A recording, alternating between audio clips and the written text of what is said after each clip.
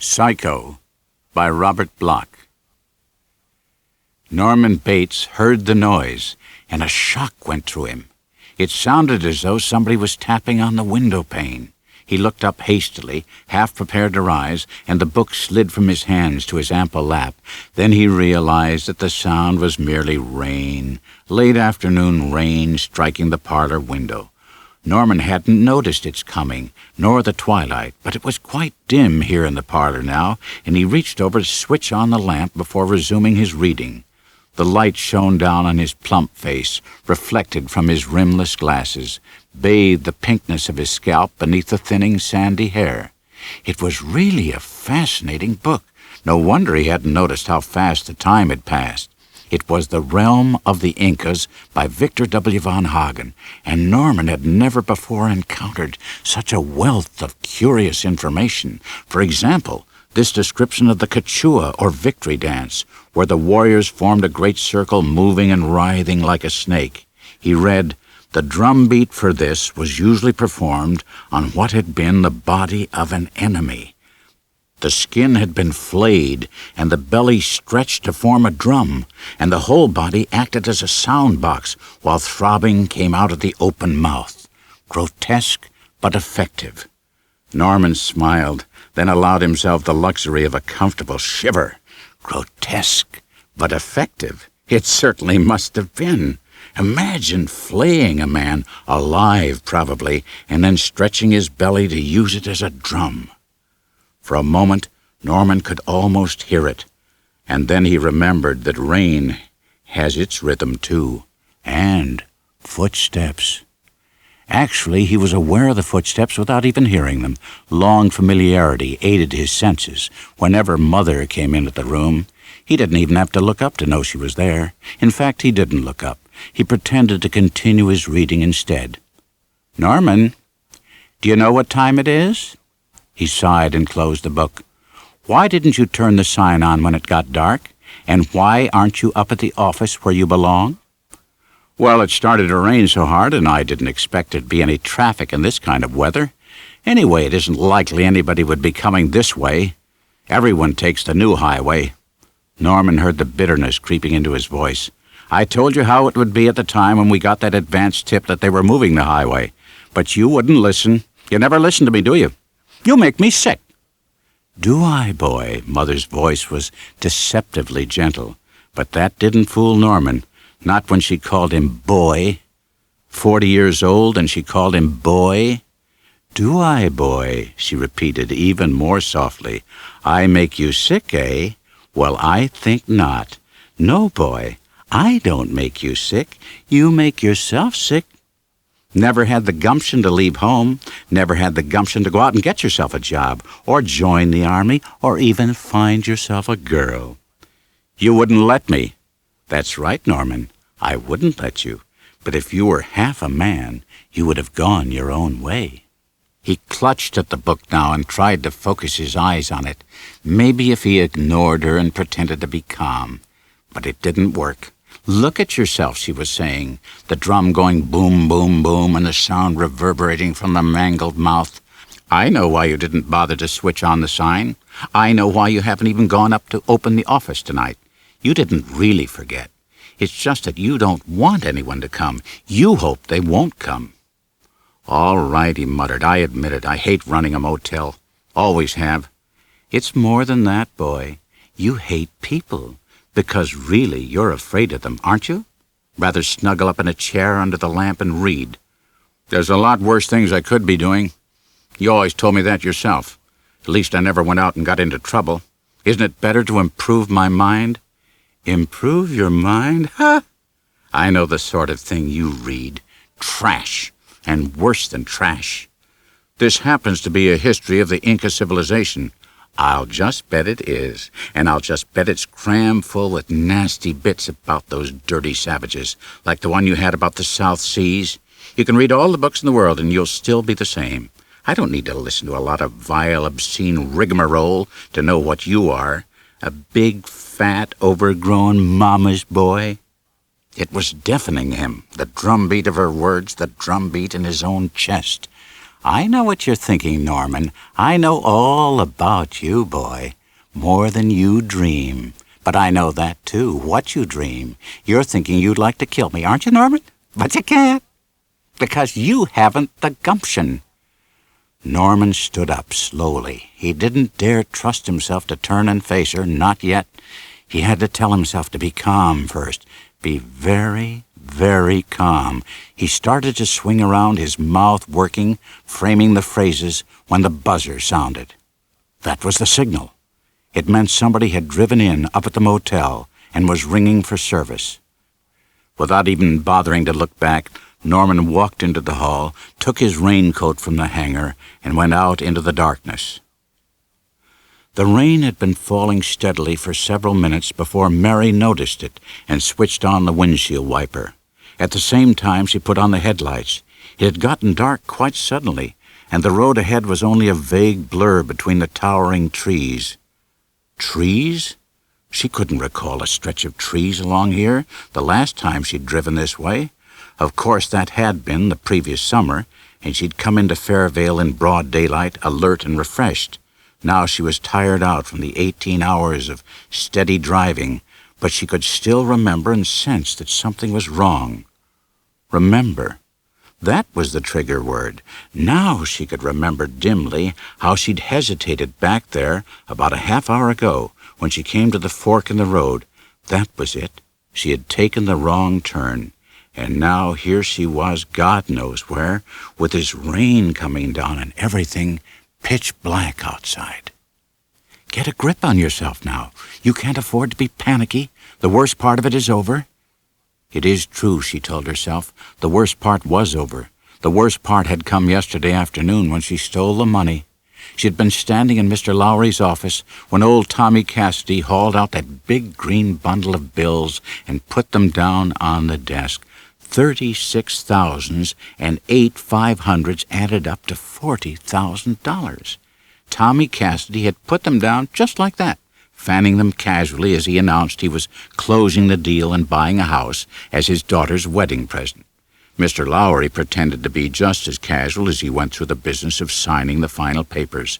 But after old Tommy Cassidy went away, Mr. Lowry got a little bit excited. He scooped up the money, put it into a big brown manila number 10 envelope, and sealed the flap. Mary noticed how his hands were trembling. "Here," he said, handing her the money. "Take it over to the bank. It's almost 4 o'clock, but I'm sure Gilbert will let you make a deposit." He paused, staring at her. "What's the matter, Miss Crane? Don't you feel well?" Maybe he had noticed the way her hands trembled, now that she was holding the envelope. But it didn't matter. She knew what she was going to say, even though she was surprised when she found herself actually saying it. "I seem to have one of my headaches, Mr. Lowry. As a matter of fact, I was just going to ask if it was all right if I took the rest of the afternoon off." Mr. Lowry smiled at her. He was in good humor, and why wouldn't he be? 5% of $40,000 was $2,000. He could afford to be generous. "Of course, Miss Crane, you just make this deposit and then run along home." You don't get that kind of opportunity every day of your life. In fact, when you come right down to it, some people don't seem to get any opportunities at all.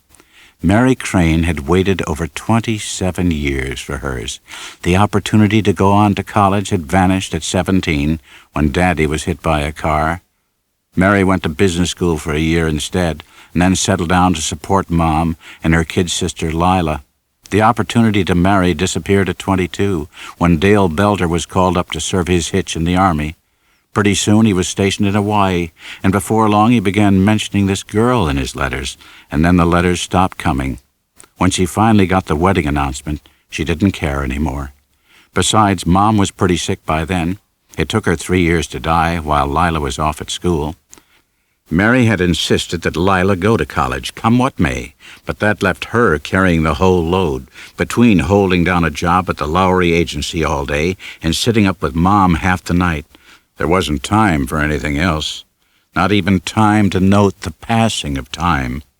But then Mom had the final stroke, and there was the business of the funeral, and Lila coming back from school and trying to find a job, and all at once there was Mary Crane, looking at herself in the big mirror and seeing this drawn, contorted face peering back at her. Lila had been wonderful, and even Mr. Lowry helped out by seeing to it that the house was sold right away. By the time the estate was settled, they had about $2,000 in cash left over. Lila got a job in a record shop downtown, and they moved into a small apartment together. "Now you are going to take a vacation," Lila told her, "a real vacation. No, don't argue about it. You've kept this family going for 8 years, and it's about time you had a rest. I want you to take a trip. A cruise, maybe." So Mary took the SS Caledonia, and after a week or so in the Caribbean waters, the drawn, contorted face had disappeared from the mirror of her stateroom. She looked like a young girl again. Well, certainly not a day over 22, she told herself, and, what was more important still, a young girl in love.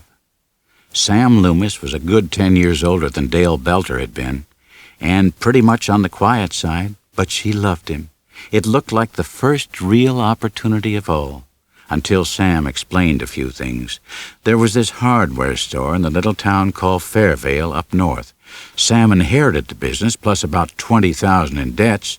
Sam's father had never told him about his little side investments in the market or the racetrack, but there it was. There were only 2 choices: go into bankruptcy or try and work off the obligations. Sam Loomis chose the latter course. "It's a good business," he explained. "I'll never make a fortune, but with any kind of decent management there's a steady $8,000 or $10,000 a year to be made. Got over $4,000 paid off already. I figure another couple of years and I'll be clear." "But I don't understand. If you're in debt, then how can you afford to take a trip like this?" Sam grinned at her. "I won it in a contest. I tried to settle for a cash deal instead, but they wouldn't go for it. Trip or nothing. Well, this is a slack month, and I've got an honest clerk working for me. I figured I might as well take a free vacation. So here I am. And here you are." He grinned and then sighed. "Whew, I wish it was our honeymoon. Sam, why couldn't it be? I mean—" But he sighed again and shook his head. "We'll have to wait. It may take 2-3 years before everything is paid off." "I don't want to wait. I don't care about money. I could quit my job, work in your store, and sleep in it too, the way I do. I'm sorry, but when we get married, I want us to have a decent home, nice things. That costs money. It isn't easy, and it isn't pleasant, but I know what I want, and I can't settle for less. So you'll just have to be patient, darling." So she was patient, but not until she learned that no amount of further persuasion, verbal or physical, would sway him. When the cruise ended, she went back to the Lowry agency and watched old man Lowry take his steady 5% on every sale he made. Mary hated him, and she hated a lot of the buyers and sellers he did business with, because they were rich too. So she took the money, and subconsciously she must have been daydreaming about just such an opportunity for a long, long time, because now everything seemed to fall into place, as though part of a preconceived plan. It was Friday afternoon. The banks would be closed tomorrow, and that meant Lowry wouldn't get around to checking on her activities until Monday, when she didn't show up at the office. Better still, Lila had departed early in the morning for Dallas. She did all the buying for the record shop now. And Lila wouldn't be back until Monday either. Mary drove right to the apartment and packed, not everything, just her best clothes in the suitcase and the small overnight bag. Mary wished that she could write her sister a note of some kind, but she didn't dare. She left the apartment around 7. An hour later she halted on the outskirts of a suburb and ate supper, then drove in under an OK used car sign and traded her sedan for a coupe. She lost money on the transaction, lost still more early the next morning when she repeated the performance in a town 400 miles north. Around noon, when she traded again, she found herself in possession of $30 in cash and a battered old heap with a crumpled left front fender. But she was not displeased. The important thing was to make a number of fast switches, cover her trail, and wind up with a junker that would take her as far as Fairvale. Once there, she could drive even further north, maybe as far as Springfield, and sell the last car under her name. How would the authorities trace down the whereabouts of a Mrs. Sam Loomis, living in a town 100 miles from there? because she intended to become Mrs. Sam Loomis, and quickly. She'd walk in on Sam with this story about coming into the inheritance. Not $40,000, that would be too large a sum, and might require too much explanation. But maybe she'd say it was 15, and she'd tell him Lila had received an equal amount, quit her job abruptly, and gone off to Europe. That would explain why there was no sense inviting her to the wedding. The Lowry agency didn't even know of Sam's existence. Of course they'd come to Lila, and she'd probably guess right away. But Lila wouldn't say anything, not until she'd contacted Mary first. Right now, she had one thing to do at a time, and the first step was to reach Fairvale. On the scale map, it was a distance of a mere 4 inches. 4 insignificant inches of red lines from one dot to another. But it had taken her 18 hours to get this far. Now she had missed the turn, and it was raining. The night had come down, and she was lost. Mary glanced into the rearview mirror and caught a dim reflection of her face. It told her wordlessly to stop. You can't stumble into Sam's arms looking like this, coming out of the night with your face and clothing giving away the story of hasty flight. The thing to do was stay over somewhere tonight, get a decent rest, and arrive in Fairvale tomorrow morning alert and refreshed. Mary nodded to herself, resisting the impulse to close her eyes, and then jerked erect, scanning the side of the road through the blur of rain-swept darkness. That's when she saw the sign, set beside the driveway which led to the small building off on the side. Motel Vacancy. The sign was unlit, but maybe they'd forgotten to switch it on. Mary drove in, noting that the entire motel was dark, including the glass front cubicle on the end, which undoubtedly served as an office. Maybe the place was closed. She slowed down and peered in, then felt her tires roll over one of those electric signal cables. Now she could see the house on the hillside behind the motel. Its front windows were lighted, and probably the proprietor was up there. He'd come down in a moment. "Looking for a room?" Mary made up her mind very quickly once she saw the fat, bespectacled man's face and heard the soft, hesitant voice. There wouldn't be any trouble. She nodded and climbed out of the car, feeling the ache in her calves as she followed him to the door of the office. He unlocked it, stepped inside the cubicle, and switched on the light. "Sorry I didn't get down sooner. I've been up at the house. Mother isn't very well. Our rooms are $7 single. Would you like to take a look first?" "That won't be necessary." She opened her purse quickly, extracting a $5 bill and 2 singles, placing them on the counter, as he pushed the register forward and held out a pen. For a moment she hesitated, then wrote a name, Jane Wilson, and an address, San Antonio, Texas. She couldn't very well do anything about the Texas plates on the car. "I'll get your bags," he said, and came round the counter. She followed him outside again. The money was in the glove compartment, and she'd locked the car, and nobody would disturb it. He carried the bags over to the door of the room next to the office. "Nasty weather," he said, standing aside as she entered. "Have you been driving long?" "All day." He pressed a switch, and the bedside lamp blossomed and sent forth yellow petals of light. "Everything all right?" She nodded quickly, then remembered something. "Is there anywhere around here where I can get a bite to eat?" "No. Your best bet would be Fairvale." "How far away is that?" "About 18 miles." He stood in the doorway, pursing his lips. When she looked up to meet his stare, he dropped his eyes and cleared his throat apologetically. "Miss, I was just going to fix a little snack for myself up at the house. You'd be perfectly welcome to join me." "Oh, I couldn't do that." "Why not?" "No trouble at all. Mother's gone to bed, and she won't be doing any cooking. I was only going to get out some cold cuts and make some coffee, if that's all right with you." "Well, look, I'll just run along and get things ready. Thank you very much, Mr. Bates. Norman Bates." He backed against the door, bumping his shoulder. "Look, I'll leave you this flashlight for when you come up. You'll probably want to get out of those wet things first." He turned away, but not before she caught a glimpse of his reddened face. Why, he was actually embarrassed. 15 minutes later, she was knocking on the door of the big frame house on the hillside. A single lamp shone from the unshaded parlor window, but a brighter reflection blazed from upstairs. If his mother was ill, that's where she would be. Mary stood there waiting for a response, but nothing happened. Maybe he was upstairs, too. She rapped again. Meanwhile, she peered through the parlor window. At first glance, she couldn't quite believe what she saw. She hadn't dreamed that such places still existed in this day and age. Mary knocked again, using the end of the flashlight. This time she must have made her presence known, for a moment later she saw Mr. Bates descending the stairs. He came to the door and opened it, gesturing her forward. "Sorry," he said. "I was just tucking Mother in for the night. Sometimes she's apt to be a bit difficult." "You said she was ill? I wouldn't want to disturb her."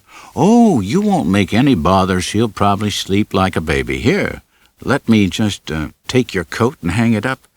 There. Now, if you'll come this way." She followed him down the hallway, which extended from under the stairs. "I hope you don't mind eating in the kitchen," he murmured. "Everything's all ready for us. Sit right down and I'll pour the coffee." The kitchen was a complement of the parlor, lined with ceiling-high, glassed-in cupboards, grouped about an old-fashioned sink with a hand-pump attachment.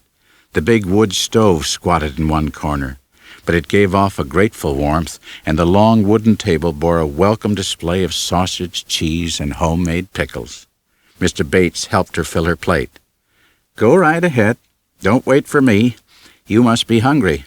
She was hungry, and she ate heartily with such absorption that she scarcely noticed how little he was eating. When she became aware of it, she was faintly embarrassed.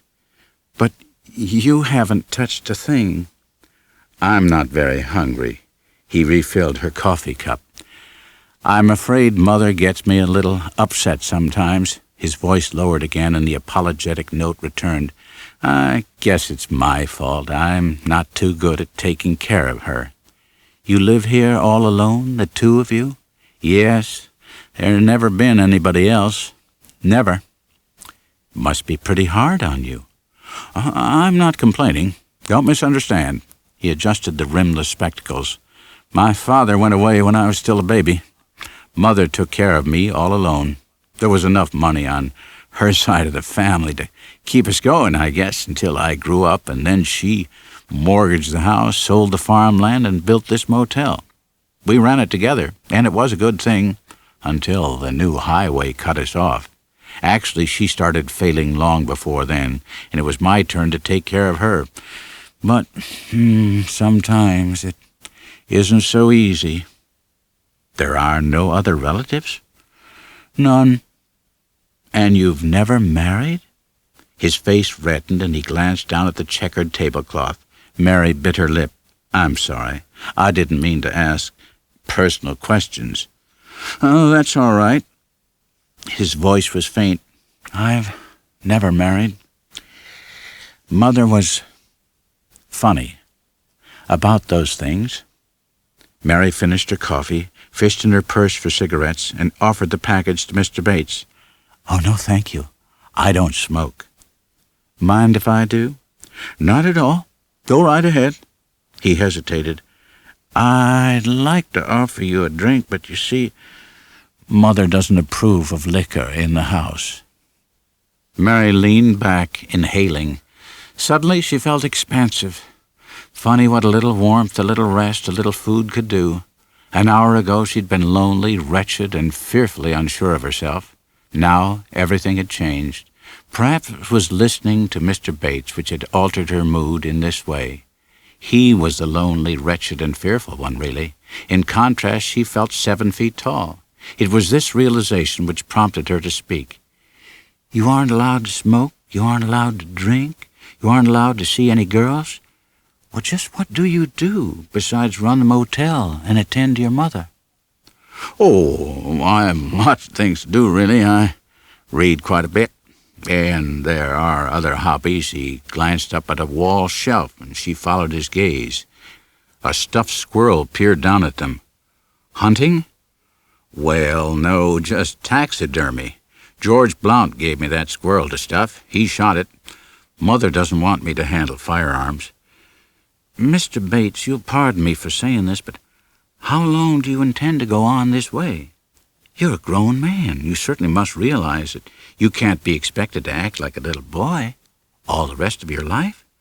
I don't mean to be rude, but—" "I understand. I'm well aware of the situation, but I have a duty." Wouldn't you perhaps be fulfilling that duty to her and to yourself as well if you arranged to put her in an institution? She's not crazy." The voice wasn't soft and apologetic any longer. It was high and shrill, and the pudgy man was on his feet, his hands sweeping a cup from the table. It shattered on the floor, but Mary didn't look at it. She could only stare into the shattered face. "She's not crazy," he repeated. "No matter what you think, or anybody else thinks, no matter what the books say or what those doctors would say at the asylum, they don't know how she took care of me all those years, when there was nobody else who cared, how she worked for me and suffered because of me, the sacrifices that she made. If she's a little wild or a little odd now, it's my fault. I'm responsible. When she came to me that time, told me she wanted to get married again, I'm the one who stopped her. Yes, I stopped her. I was to blame for that. You don't have to tell me about jealousy, possessiveness. I was worse than she could ever be, 10 times crazier, if that's the word you want to use. They'd have locked me up in a minute if they knew the things that I said and did, the way I carried on." He stopped, not because he was out of words, but because he was out of breath. Mary stood up. I'm sorry," she said softly. "Really, I am. I want to apologize. I had no right to say what I did." "Yes, I know, but it doesn't matter. It's just that I'm not used to talking about these things." Mary picked up her purse. "Well, I'll be running along now. It's getting late." "Please, don't go. I'm sorry I made such a fuss." "Oh, it isn't that. I'm really very tired. But I thought perhaps we could talk a while." "No, I'd like to, but I simply must get some rest." "All right, then. I'll walk down with you. I've got to close up the office. It doesn't look as if there'll be any more business tonight." They went through the hall, and he helped her on with her coat. He held the flashlight, and she followed him out of the house, and down the pathway to the gravel drive curving around the motel. Mr. Bates halted before her door, waited until she inserted the key in the lock, and opened it. "Good night," he said. "Sleep well." Thank you, and thanks for the hospitality." Then she closed her door and locked it. She could hear his retreating footsteps, then the telltale click as he entered the office next door. She didn't hear him when he left. Her attention had been immediately occupied by the duty of unpacking. All at once she didn't feel 7 feet tall any more. Or was the change really so sudden? Hadn't it started when Mr. Bates got so hysterical back there at the house? What was it he had said which really deflated her? "I think perhaps all of us go a little crazy at times." Mary cleared a place for herself on the bed and sat down. Yes, it was true. All of us do go a little crazy at times, just as she'd gone crazy yesterday afternoon when she saw that money on the desk. And she'd been crazy ever since. She must have been crazy to think that she could get away with what she planned. Maybe she could manage to throw off the police, but Sam would ask questions. And then there was Lila. Suppose she reacted as Mary had anticipated, came to her without going to the police, even consented to remain silent in the future because of a sense of obligation. The fact remained that she'd know. And there'd be complications. No. The whole thing was crazy, and it was too late to do anything about it now. Or was it? Suppose she got herself some sleep, a good long 10 hours of sleep. Tomorrow was Sunday. If she left here about 9 and drove straight through, she could be back in town Monday morning early. Sure, she'd be dead tired, but it wouldn't kill her, and nobody would ever know. There was the matter of the car, of course. That would take some explaining, for Lila's benefit. Maybe she could tell her that she started out for Fairvale intending to surprise Sam over the weekend. The car broke down and she had to have it towed away. The dealer said it would need a new engine, so she decided to junk it, take this old heap instead, and come back home. Yes, that would sound reasonable. Of course, when she figured everything up, this trip would actually cost her about $700. That's what the car had been worth. But the price was worth paying. Mary stood up. She'd do it. And all at once she was 7 feet tall again. It was that simple. She giggled. It was nice to be 7 feet tall, but the question was, would she be able to fit inside the shower stall? And that's what she was going to do right now, take a nice, long, hot shower. She stepped into the bathroom, kicking off her shoes, stooping to slip her stockings off. Then she raised her arms, pulled the dress over her head, tossed it into the next room. It missed the bed, but she didn't care. She unhooked her bra, swung it in an arc, and let it sail. Now the panties. For a moment she stood before the mirror set in the door. Mary giggled again. Then she executed an amateurish bump and grind, tossing her image a kiss, and received one in return. After that, she stepped into the shower stall. The water was hot, and she had to add a mixture from the cold faucet. Finally, she turned both faucets on full force and let the warmth gush over her. The roar was deafening, and the room was beginning to steam up. That's why she didn't hear the door open or note the sound of footsteps. And at first, when the shower curtains parted, the steam obscured the face. Then she did see it there, just a face, peering through the curtains, hanging in midair like a mask. A headscarf concealed the hair, and the glassy eyes stared inhumanly. But it wasn't a mask. It couldn't be. The skin had been powdered dead white, and 2 hectic spots of rouge centered on the cheekbones. It wasn't a mask. It was the face of a crazy old woman. Mary started to scream, and then the curtains parted further, and a hand appeared, holding a butcher knife. It was the knife that a moment later cut off her scream and her head. The minute Norman got inside the office, he started to tremble. It was the reaction, of course. Too much had happened, and too quickly. He couldn't bottle it up any longer. Bottle. That's what he needed. A drink. He'd lied to the girl, of course. It was true Mother wouldn't allow liquor in the house, but he did drink. He kept a bottle down here at the office. Norman remembered to pull down the Venetian blinds and swish off the sign outside. There. That did it. Closed for the night. Nobody would notice the dim light of the desk lamp now that the blinds were down.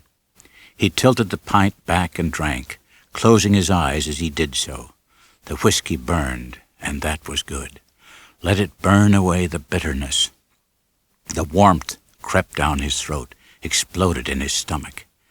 Maybe another drink would burn away the taste of fear. It had been a mistake to invite the girl up to the house. Norman knew that the moment he'd opened his mouth. But she was so pretty, and she looked so tired and forlorn. He knew what it was to be tired and forlorn with nobody to turn to, nobody who'd understand. He'd gone back to the house and told Mother he was having company. He'd marched right up to the bedroom and announced it just as much to say, "I dare you to do something about it." It was the wrong thing to do. She practically had hysterics. She was hysterical, the way she carried on, the things she said. "If you bring her here, I'll kill her. I'll kill the bitch!" The whiskey burned. His third drink, but he needed it, just to steady his nerves. And this time, it worked. His hand wasn't trembling anymore. He wasn't afraid. Not if he thought about the girl. Funny, when he actually saw her, he had this terrible feeling of... What was the word? Something. Something. Importance. No, that wasn't it. Well, it didn't matter. When he was with the girl, he felt that way, but not now. Now he could do anything, and there were so many things he wanted to do with a girl like that. He wished she would have stayed and talked more. As it was, maybe he'd never see her again. Tomorrow she'd be gone. Gone forever. Jane Wilson of San Antonio, Texas. He could fall in love with a girl like that. Yes, he could. After just seeing her a single time. There was nothing to laugh at, but she'd laugh probably. That's the way girls were. They always laughed because they were bitches. Mother was right. They were bitches. But you couldn't help yourself, not when a bitch was as lovely as this one was, and you knew you would never see her again. You had to see her again. If you were any kind of a man, you'd have told her so when you were in her room. You'd have brought in the bottle and offered her a drink, drunk with her, and then you'd carry her over to the bed and... No, you wouldn't. Not you, because you're impotent. That's the word you couldn't remember, isn't it? Impotent. Norman took another drink, just a sip. He could feel the wetness trickle down the side of his chin. He must be drunk. All right, he was drunk. What did it matter? As long as Mother didn't know, as long as the girl didn't know, it would be all a big secret. Impotent, was he? Well, that didn't mean he couldn't see her. Couldn't see her again. He was going to see her right now. Norman bent forward across the desk, his head inclined and almost touching the wall. He'd heard more sounds, and from long experience he knew how to interpret them. The girl had kicked off her shoes. Now she was coming into the bathroom. He reached out his hand. He was going to tilt the framed license on the wall to one side and peek through the little hole he'd drilled so long ago. Nobody else knew about the little hole, not even Mother. Most certainly not Mother. It was his secret. The little hole was just a crack in the plaster on the other side, but he could see through it into the lighted bathroom. She was in the bathroom now, standing there facing the wall. Now she stooped, sliding down her stockings, and as she straightened up, yes, she was going to do it. The dress was coming off over her head. He could see the bra and panties. She mustn't stop now. She mustn't turn away. But she did turn away, and Norman almost called out to her, "Come back here, you bitch!" But he remembered just in time, and then he saw that she was unhooking her bra in front of the door mirror, and he could see, except that the mirror was all wavy lines and lights and made him dizzy. It was hard to make out anything until she stepped a little to one side. Then he could see her. Now, she was going to take them off. She was taking them off, and he could see she was standing before the mirror, actually gesturing. He wanted to scream at her to stop because this was an evil, perverted thing she was doing, and she must stop before he became evil and perverted too. Suddenly, she was gone. There was only the roaring. It welled up, shaking the wall, drowning out the words and the thoughts. It was coming from inside his head, and he fell back in the chair. "I'm drunk," he told himself. "I'm passing out." But that was not entirely so. The roaring continued, and somewhere inside it he heard another sound. The office door was opening. How could that be? He'd locked it, hadn't he? And he still had the key. If only he'd open his eyes, he could find it. But he couldn't open his eyes. He didn't dare. Because now he knew Mother had a key, too. She had a key to her room, she had a key to the house, she had a key to the office, and she was standing there now, looking down at him. He hoped she would think that he had just fallen asleep. What was she doing here anyway? Had she heard him leave with the girl, come down to spy on him? Then she was gone. She'd turned around without saying anything and gone out. There was nothing to be afraid of. She'd come to protect him from the bitches. Yes, that was it. She'd come to protect him. Whenever he needed her, Mother was there. And now he could sleep. Norman came to with a start, jerking his head back. God, it ached. He'd passed out there in the chair, actually passed out. No wonder everything was pounding, roaring. Roaring? She'd heard the same sound before. How long ago? An hour? 2 hours? Now he recognized it. The shower was going next door. That was it. The girl had gone into the shower. But that had been so long ago, she couldn't still be in there, could she? He reached forward, tilted the framed license on the wall. His eyes squinted and then focused on the brightly lit bathroom beyond. It was empty. He couldn't see into the shower stall on the side. Anyway, there didn't seem to be anything wrong. The bathroom was in order. Norman scanned it once again, then noticed the floor. Water from the shower was trickling across the tiles. Or was it water? Water isn't pink. Water doesn't have tiny threads of red in it, tiny threads of red like veins. She must have slipped. She must have fallen and hurt herself, Norman decided. The panic was rising in him, but he knew what he must do. He grabbed up his keys from the desk and hurried out of the office. Quickly he found the right one for the adjoining unit and opened the door. The bedroom was empty, but the open suitcase still rested on the bed itself. She hadn't gone away, so he'd guessed correctly. There'd been an accident in the shower. He'd have to go in there. It wasn't until he actually entered the bathroom that he remembered something else, and then it was too late. The panic burst loose, but that didn't help him now. He still remembered Mother had keys to the motel, too. And then, as he ripped back the shower curtains and stared down at the hacked and twisted thing sprawled on the floor of the stall, he realized that Mother had used her keys. Norman locked the door behind him and went up to the house. His clothes were a mess. Blood on them, of course, and water, and then he'd been sick all over the bathroom floor. But that wasn't important now. There were other things which must be cleaned up first. This time he was going to do something about it. Once and for all, this time he was going to put Mother where she belonged. He had to. The door to Mother's room stood open, and lamplight fanned forth into the hall. He stepped in, not bothering to knock, no need to pretend any more. She couldn't get away with this. She couldn't get away. But she had. The bedroom was empty.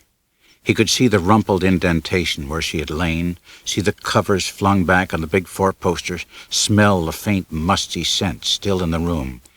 He stepped over to the closet, ruffling the clothing on the hangers lining the long center pole. Here the acrid scent was very strong, so strong he almost choked. But there was another odor, too. It wasn't until his foot slipped that he looked down and realized where it was coming from.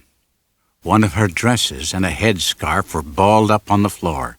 He stooped to retrieve them, then shivered in revulsion as he noted the dark, reddish stains of clotted blood. She'd come back here then, come back, changed her clothes, and gone off once more. He couldn't call the police. That was the thing he had to remember. He mustn't call the police. Cold-blooded murder is one thing, but sickness is another. Only sometimes the courts didn't agree. He'd read of cases. Even if they did recognize what was wrong with her, they'd still put her away. They'd put her away to rot. No matter what she'd done, she didn't deserve that. And she wasn't going to get that, because nobody knew what she'd done. The girl had driven in alone, said she'd been on the road all day. That meant she wasn't visiting en route, and she didn't seem to know where Fairvale was, didn't mention any other towns nearby, so the chances were she had no intention of seeing anyone around here. Whoever expected her, if anyone was expecting her, must live some distance further north. She had signed the register, of course, but that meant nothing. If anybody ever asked, he'd say that she had spent the night and driven on. All Norman had to do was to get rid of the body and the car and make sure that everything was cleaned up afterward. That part would be easy. He knew just how to do that. It wouldn't be pleasant, but it wouldn't be difficult either. Mother's dress and scarf would have to be burned, and so would the clothing he was wearing. No, on second thought, he might as well get rid of it all when he got rid of the body. Norman wadded the garments into a ball and carried them downstairs. He grabbed an old shirt and a pair of coveralls from the hook in the back hallway, then shed his clothing in the kitchen and donned the others. No sense stopping to wash up now. That could wait until the rest of the messy business was completed. Norman went down into the basement and opened the door of the old fruit cellar. He found what he was looking for, a discarded clothes hamper with a sprung cover. It was large enough, and it would do nicely. Calmly he took an old oilcloth from the table near the cellar stairs. Calmly he went back upstairs, snapped off the kitchen light, snapped off the hall light, and let himself out of the house in darkness, carrying the hamper with the oilcloth on top. It was harder to be calm here in the dark, harder not to think about 101 things that might go wrong. Mother had wandered off. Where? Had she actually run away, or was she merely in a daze?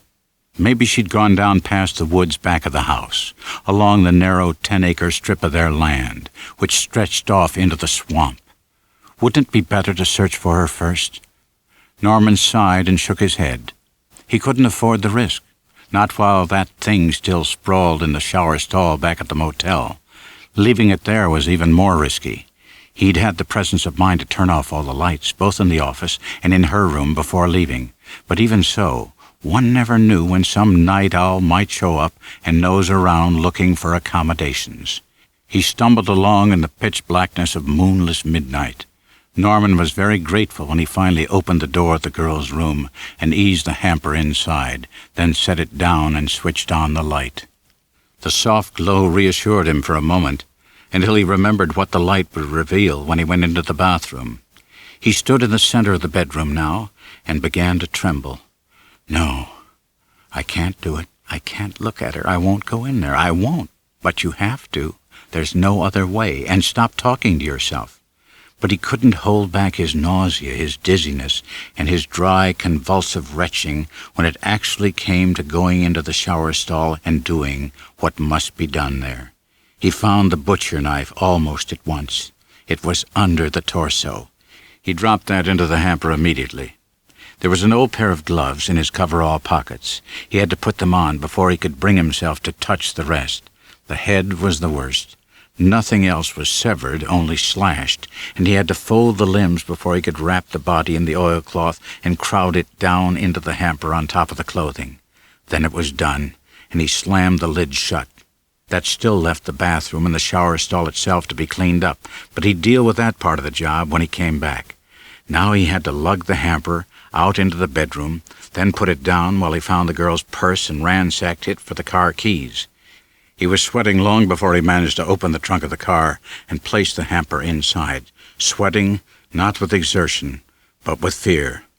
But he made it, and then he was back again in the room, picking up the clothing and shoving it into the overnight bag and the big suitcase on the bed. Now what? Kleenex, hairpins, all the little things a woman leaves scattered around the room. Yes, and her purse. He put the 2 bags in the car on the front seat. Then he closed and locked the door of the room.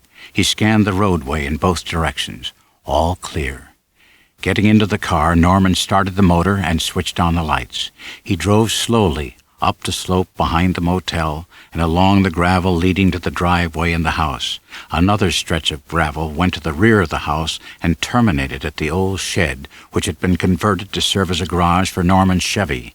He shifted gears and eased off onto the grass. He was in the field now, bumping along. There was a rutted path here, worn by tire tracks, and he found it. Every few months Norman took his own car along this route, hitching up the trailer and going into the woods bordering the swamp to collect firewood for the kitchen. That's what he'd do tomorrow, he decided. First thing in the morning, he'd take the car and trailer out there. Then his own tire marks would cover up these, and if he left footprints in the mud, there'd be an explanation. Starting the motor and shifting into reverse, he jumped out and let the car down the slope into the muddy quagmire. The slope would show tire tracks too, and he must remember to smooth away the traces. But that wasn't the important thing now, just as long as the car sank. It seemed like hours, and still the car was visible. But the ooze had reached the door handles. It was coming up over the side glass and the windshield. Now only the top was visible. Suddenly, there was a sort of sucking noise, a nasty and abrupt plop, and the car was gone. It had settled beneath the surface of the swamp. He turned away with a grimace. Well, that part of it was finished. But there were other things to do. He did them almost mechanically. There was soap and detergent in the office, a brush and a pail. He went over to the bathroom inch by inch and then the shower stall. Then he inspected the bedroom once more. Luck was with him. Just under the bed he found an earring. The other one would be around here somewhere. Norman was bleary-eyed and weary, but he searched. It wasn't anywhere in the room, so it must be either in her baggage or still attached to her ear. In either case it wouldn't matter, just as long as he got rid of this one. Throw it in the swamp tomorrow. Now there was only the house to attend to. He'd scrub out the kitchen sink. It was almost 2:00 by the grandfather clock in the hall when he came in. He could scarcely keep his eyes open long enough to wash the stains from the sink top. Then he stepped out of his muddy shoes, peeled off the coveralls, stripped himself of shirt and socks, and washed. It wasn't until he was actually in the bedroom donning his pajamas that he remembered what was still wrong. Mother hadn't come back. She was still wandering around God knows where in the middle of the night. He had to get dressed again and go out. He had to find her. Or did he? Why should he concern himself about Mother after what she'd done? Maybe she'd been picked up, or would be. Maybe she'd even babble out the story of what she'd done. But who'd believe it? There was no evidence. Not anymore. All he needed to do was deny everything. Maybe he wouldn't even have to do that much. Anyone who saw Mother listen to her wild story would know she was crazy. And then they'd lock her up in a place where she didn't have a key and couldn't get out again, and that would be the end. He hadn't felt like that earlier this evening, he remembered. But that was before he had to go into that bathroom again, before he had to go into the shower stall and see those things. Norman knew he wasn't thinking clearly anymore. He was faintly aware of the fact that he was lying on the bed, had been lying on the bed for a long time now, and he wasn't really deciding what to do either, or wondering about Mother and where she was. Instead, he was watching her. He could see her now, even though at the same time he felt the numb pressure on his eyeballs and knew that his eyelids were closed. He could see Mother, and she was in the swamp. That's where she was, in the swamp. She'd blundered down the bank in the darkness, and she couldn't get out again. In a little while now, he'd be free of them both, victim and victor, Mother and the bitch. Bitch Mother down there in the dirty slime. Let it happen. Let her drown, the filthy, nasty scum. It was a dream. It had to be a dream. Mother was suddenly standing on the firm ground at the edge of the swamp, and he was sinking. He was in filth up to his neck, and there was nobody to save him, nobody to help him, nothing to hang on to unless Mother held out her arms. She could save him. She was the only one. He didn't want to drown. He didn't want to suffocate in the slime. He didn't want to go down there the way the girl bitch had gone down. The foulness was sucking against his throat, and he was screaming, "Mother! Mother! Save me!" And then he was out of the swamp, back here in bed where he belonged, and his body was wet only with perspiration. He knew now that it had been a dream, even before he heard her voice there at the bedside. "It's all right, son. I'm here. Everything's all right." He wanted to open his eyes, but she said, "Don't you worry, son. Just go back to sleep. But I have to tell you, I know. I was watching. You didn't think I'd go away and leave you, did you? You did right, Norman. And everything's all right now." Just before he drifted off to sleep again, Norman made up his mind. They wouldn't talk about what happened tonight, not now or ever. And he wouldn't think about sending her away, no matter what she did. She belonged here, with him. Maybe she was crazy and a murderess, but she was all he had, all he wanted, all he needed. Promptly at 6 o'clock on the following Friday evening, a miracle happened. Ottorino Respighi came into the back room of Fairvale's only hardware store to play his Brazilian impressions. Ottorino Respighi had been heard for many years, and the symphonic group L'Orchestre des Concerts Cologne had been conducted in the work many thousands of miles away. But when Sam Loomis reached out and switched on the tiny FM radio, the music welled forth, annihilating space and time and death itself. For a moment, Sam wished that he weren't alone. Miracles were meant to be shared. Music is meant to be shared. He pulled out the big ledger and carried it over to the kitchen table. For the next hour, the table would be his desk, just as he would be his own bookkeeper. It wouldn't go on this way very much longer, the way things were breaking for him these days. A quick glance at the figures seemed to confirm his optimism. It looked very much as if he might be able to pay off another 1,000 this month. Made him feel pretty good. It ought to make Mary feel pretty good, too. Mary hadn't been too cheerful lately. At least her letters sounded as if she were depressed. When she wrote at all, that is. Come to think of it, she owed him several letters now.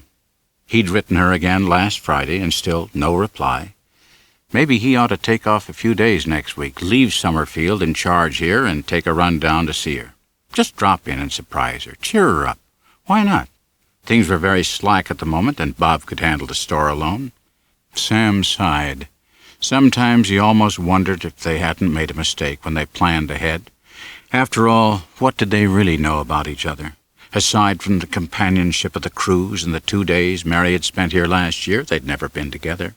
There were letters, of course, but maybe they just made things worse, because in the letters, Sam had begun to find another Mary, a moody, almost petulant personality, given to likes and dislikes so emphatic they were almost prejudices. He shrugged. What had come over him? Was it the morbidity of the music? All at once he felt tension in the muscles at the back of his neck. He listened intensely, trying to isolate the instrument, pinpoint the phrase that had triggered his reaction. Something was wrong, something he sensed, something he could almost hear. Sam rose, pushing back his chair. He could hear it now, a faint rattling from up front. Of course, that's all it was. He had heard something to bother him. Somebody was rattling the knob of the front door. Sam turned and went into the store, hurrying down the dim aisle. The blind had been pulled down on the front door, but he could hear the agitated rattling very plainly now. Sam fumbled in his pocket, pulling out his key ring.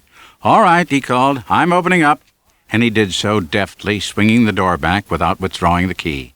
She stood there in the doorway, silhouetted against the street lamp's glow from the curbing outside. For a moment, the shock of recognition held him immobile. Then he stepped forward and his arms closed around her. "Mary," he murmured. His mouth found hers gratefully, greedily, and then she was stiffening. She was pulling away. What was wrong? "I'm not Mary," she gasped. "I'm Lila." "Lila? The kid, I mean?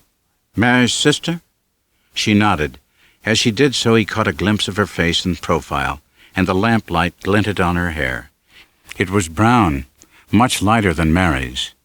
Now he could see the difference in the shape of the snub nose, the higher angle of the broad cheekbones. She was a trifle shorter, too, and her hips and shoulders seemed slimmer. "I'm sorry," he muttered. "It's this light." "That's all right." Her voice was different, too, softer and lower. "Come inside, won't you?" "Well," she hesitated, glancing down at her feet, and then Sam noticed the small suitcase on the sidewalk. "Here, let me take this for you." He scooped it up. As he passed her in the doorway, he switched on the rear light. "My room is in the back," he told her. "Follow me." She trailed after him in silence. Not quite silence, because Respighi's tone poem still resounded from the radio. "You want me to leave it on, or do you want to talk?" he asked. "Turn it off. We'd better talk." He nodded, bent over the set, then faced her. "Sit down," he invited. "Take off your coat." "Thanks. I don't intend to stay long. I've got to find a room." "You're here on a visit?" "Just overnight. I'll probably leave again in the morning." "And it isn't exactly a visit. I'm looking for Mary." "Looking for—" Sam stared at her. "But what would she be doing here?" "I was hoping that you could tell me that." "But how could I? Mary isn't here." "Was she here? Earlier this week, I mean?" "Of course not. Why, I haven't seen her since she drove up last summer." Sam sat down on the sofa bed. "What's the matter, Lila? What's this all about?" "I wish I knew." She avoided his gaze, lowering her lashes and staring at her hands. "Please," he said, "tell me." Lila looked up suddenly, her wide hazel eyes searching his. "You weren't lying when you said Mary hadn't been here?" "No, it's the truth. I haven't even heard from her these past few weeks. I was beginning to get worried. Then you came bursting in here and—" His voice broke.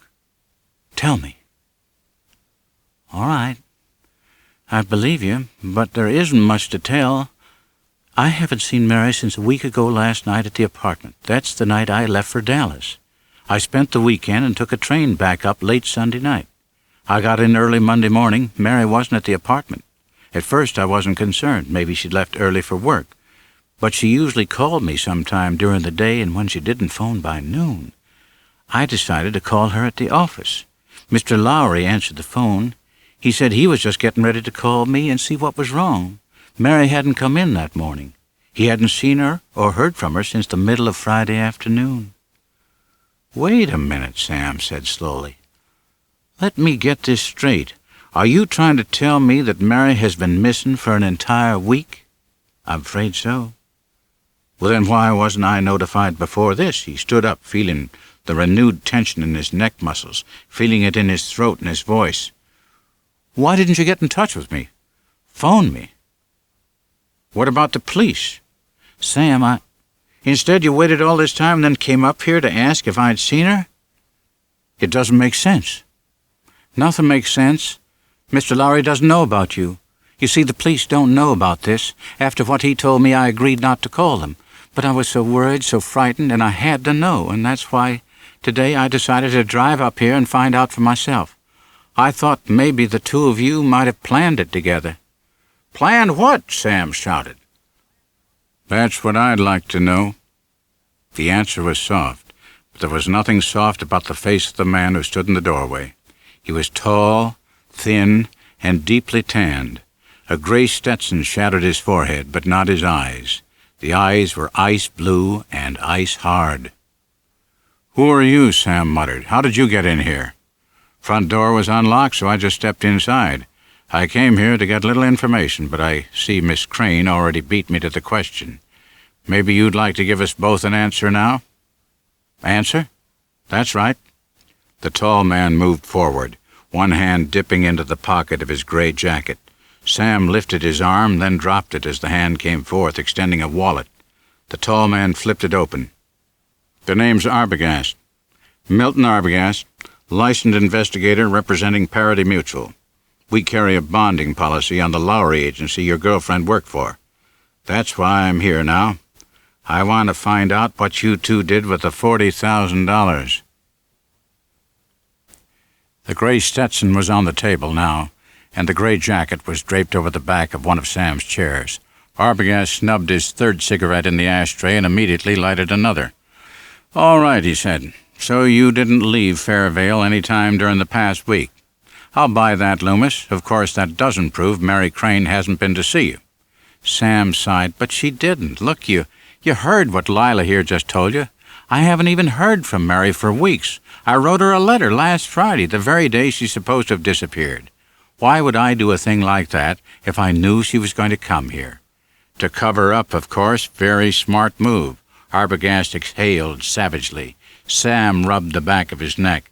"I'm not that smart at all. I didn't know about the money. The way you've explained it, not even Mr. Lowry knew in advance that somebody was going to bring him $40,000 in cash on Friday afternoon.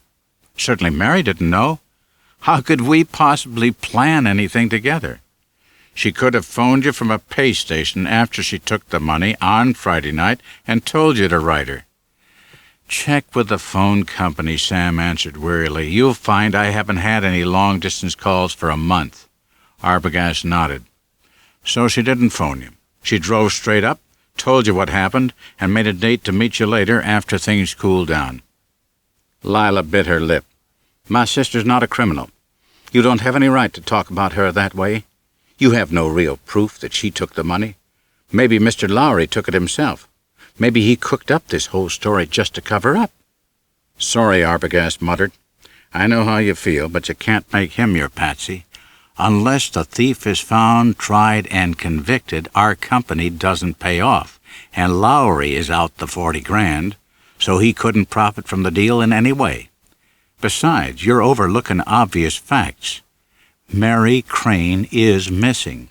She has been missing ever since the afternoon she received that money. She didn't take it to the bank. She didn't hide it in the apartment. But it's gone, and her car is gone, and she's gone." Again, a cigarette died and was interred in the ashtray. "It all adds up." Lila began to sob softly. "No, it doesn't.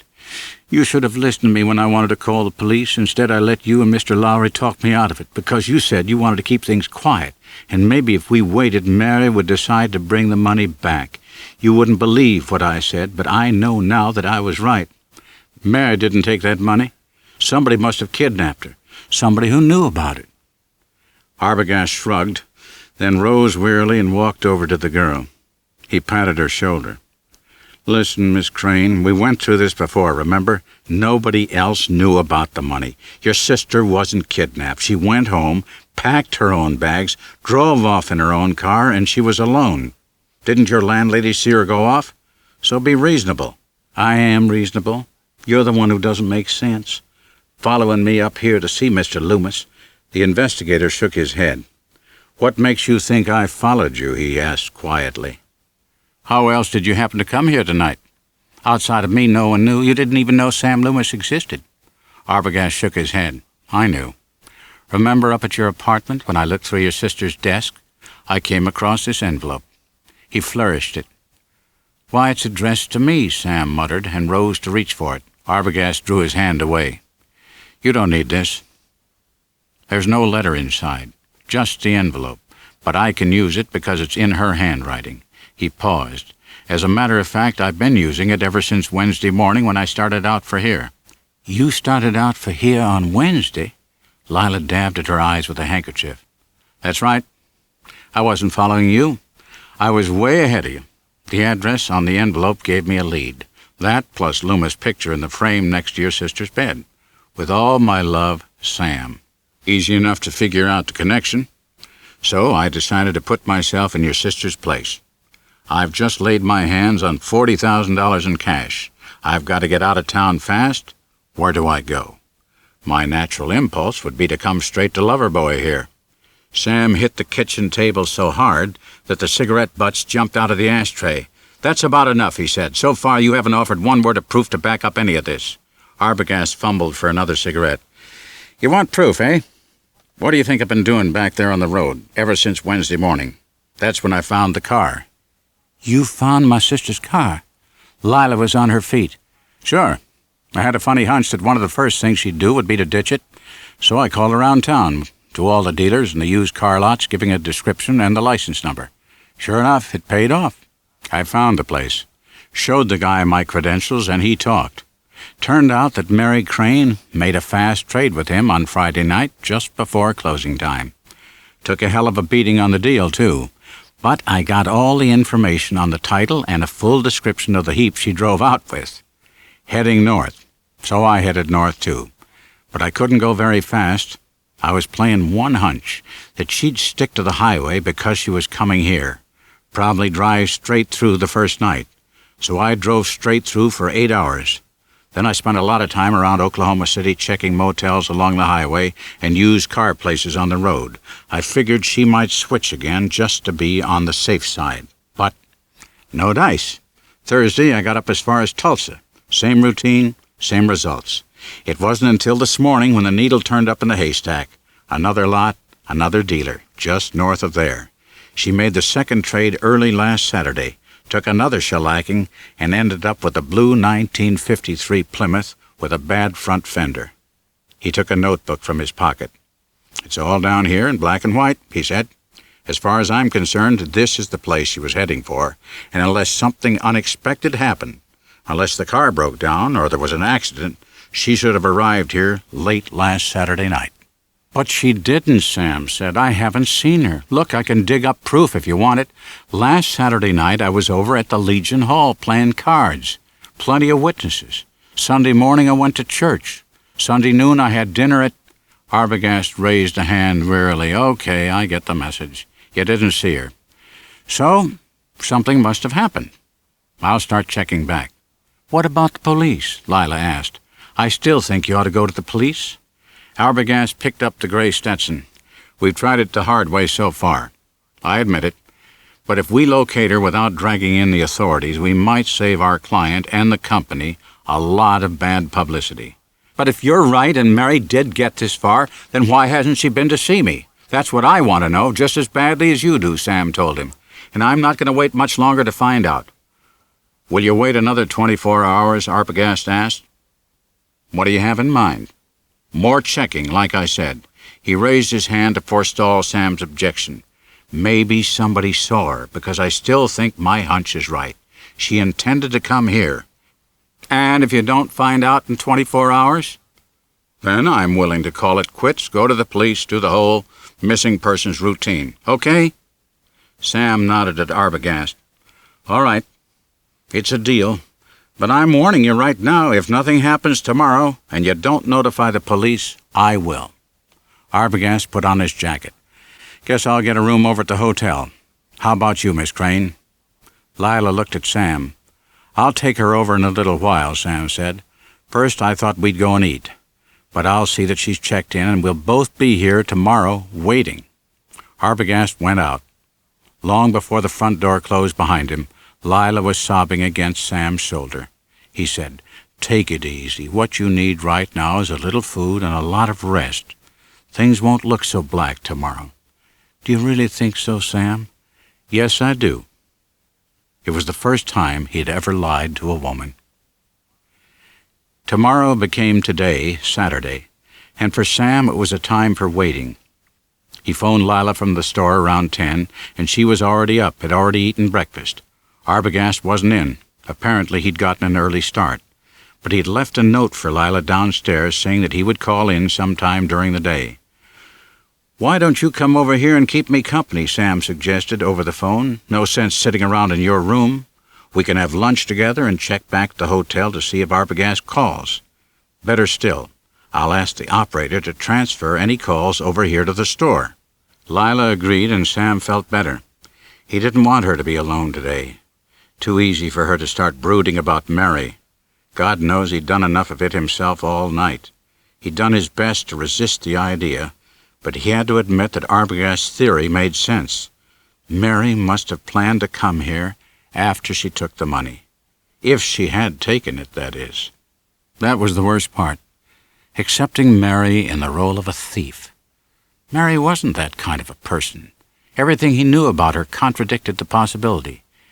And yet, just how much did he know about Mary, really? Just last night he'd acknowledged to himself how little he actually understood his fiancée. Why, he knew so little that he'd even mistaken another girl for her in a dim light. Lila seemed in better spirits when she came into the store. Her step was buoyant. Sam introduced her to Bob Summerfield, then took her out to lunch. Inevitably, she began speculating about Mary and about what Arbogast might be doing today. Sam answered her briefly, attempting to keep both his replies and his tone of voice on a casual level. After their meal, he stopped at the hotel and arranged to have a transfer made on any calls which might come in for Lila during the afternoon. Then they went back to the store. It was a light day for Saturday, and much of the time Sam was able to sit in the back room and chat with the girl. Later in the afternoon, Lila said, "Sam, I'm worried. It's almost 4 now, and Arbogast hasn't called." "He will. Just be patient. Give him time." "I can't help it. You said 24 hours, and then you'd go to the police if you had to." "I meant it, but it won't be 24 hours until 8 o'clock, and I still say maybe we won't have to go. Maybe Arbogast is right." "Maybe. Sam, I want to know. You're just as nervous as I am, aren't you?" "Yes, I guess so." He stood up, swinging his arms.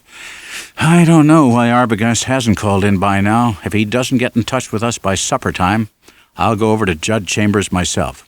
"Who?" "Judd Chambers. He's the sheriff here. Fairvale's the county seat, you know." "Sam, The phone rang out in the store.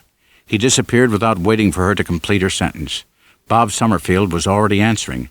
"It's for you," he called. Sam picked up the receiver, glancing over his shoulder and noting that Lila had followed him out. "Hello, Sam Loomis speaking." "Arbogast. Thought you might be worried about me." "We were. What did you find out?" There was a short, almost imperceptible pause. Then, "No dice so far." "So far? Where have you been all day?" "Where haven't I been? I've covered this area from one end to another. Right now I'm in Parnassus." "Well, that's way down at the edge of the county, isn't it?" "What about the highway between?" "I came out on it, but I understand I can come back another way on an alternate." "Yes, that's right, the old highway. It's a county trunk now, but there's absolutely nothing along that route. Fella in the restaurant here tells me there's a motel back in through there."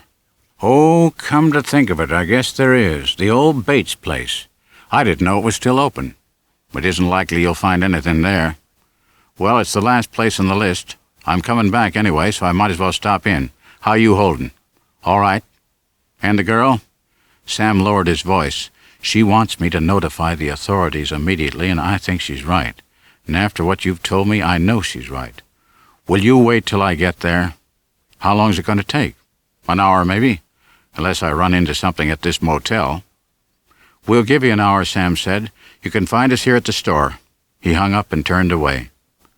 "What did he say?" Lila asked. "He didn't find out anything, did he?" "Well, no, but he isn't finished yet.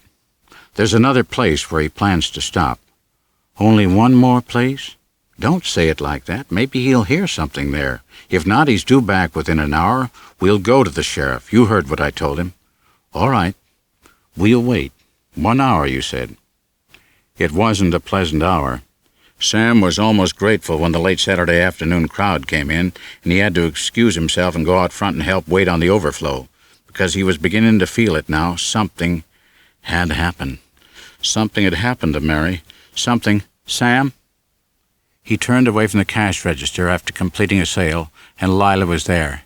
She'd come out from the back room, and she was pointing at her wristwatch. "Sam, the hour's up." I know. Let's give him a few more minutes, shall we? I've got to close up the store first anyway." "All right, but only a few minutes." But he didn't come. Sam and Summerfield shooed out the last straggler at 5:30. Sam checked the register, and Summerfield spread the dust covers for the night. Still Arbogast didn't appear. Summerfield switched off the lights, prepared to depart. Sam got ready to lock the door. No Arbogast. "Now," Lila said. "Let's go now." "Listen," Sam said. "It's the phone." And seconds later, "Hello?" "Arbogast. Where are you?" "You promised to—" "Never mind what I promised." The investigator's voice was low, his words hurried. "I'm out at the motel, and I've only got a minute. Wanted to let you know why I hadn't showed. Listen, I found a lead. Your girlfriend was here, all right, last Saturday night." "Mary, you're sure?" "Pretty sure. I checked the register, got a chance to compare handwriting. Of course, she used another name, Jane Wilson, and gave a phony address. I'll have to get a court order to photostat the register entry if we need proof." "What else did you find out?" "Well, the car description tallies, and so does the description of the girl. The proprietor filled me in."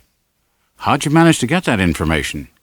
"I pulled my badge and gave him the stolen car routine. He got all excited. A real oddball, this guy. Name's Norman Bates. You know him?" "No, can't say that I do." "He says the girl drove in Saturday night around 6. Paid in advance. It was a bad night, raining, and she was the only customer. Claims she pulled out early the next morning before he came down to open up. He lives in a house behind the motel with his mother." "Do you think he's telling the truth?" "I don't know yet." "What does that mean?" "Well, I put a little heat on him about the car and all, and he let it slip that he'd invited the girl up to the house for supper. Said that was all there was to it. His mother could verify it." "Did you talk to her?" "No, but I'm going to. She's up at the house in her room. He tried to hand me a line that she's too sick to see anyone, but I noticed her sitting at the bedroom window giving me the once-over when I drove in, so I told him I was going to have a little chat with this old lady, whether he liked it or not.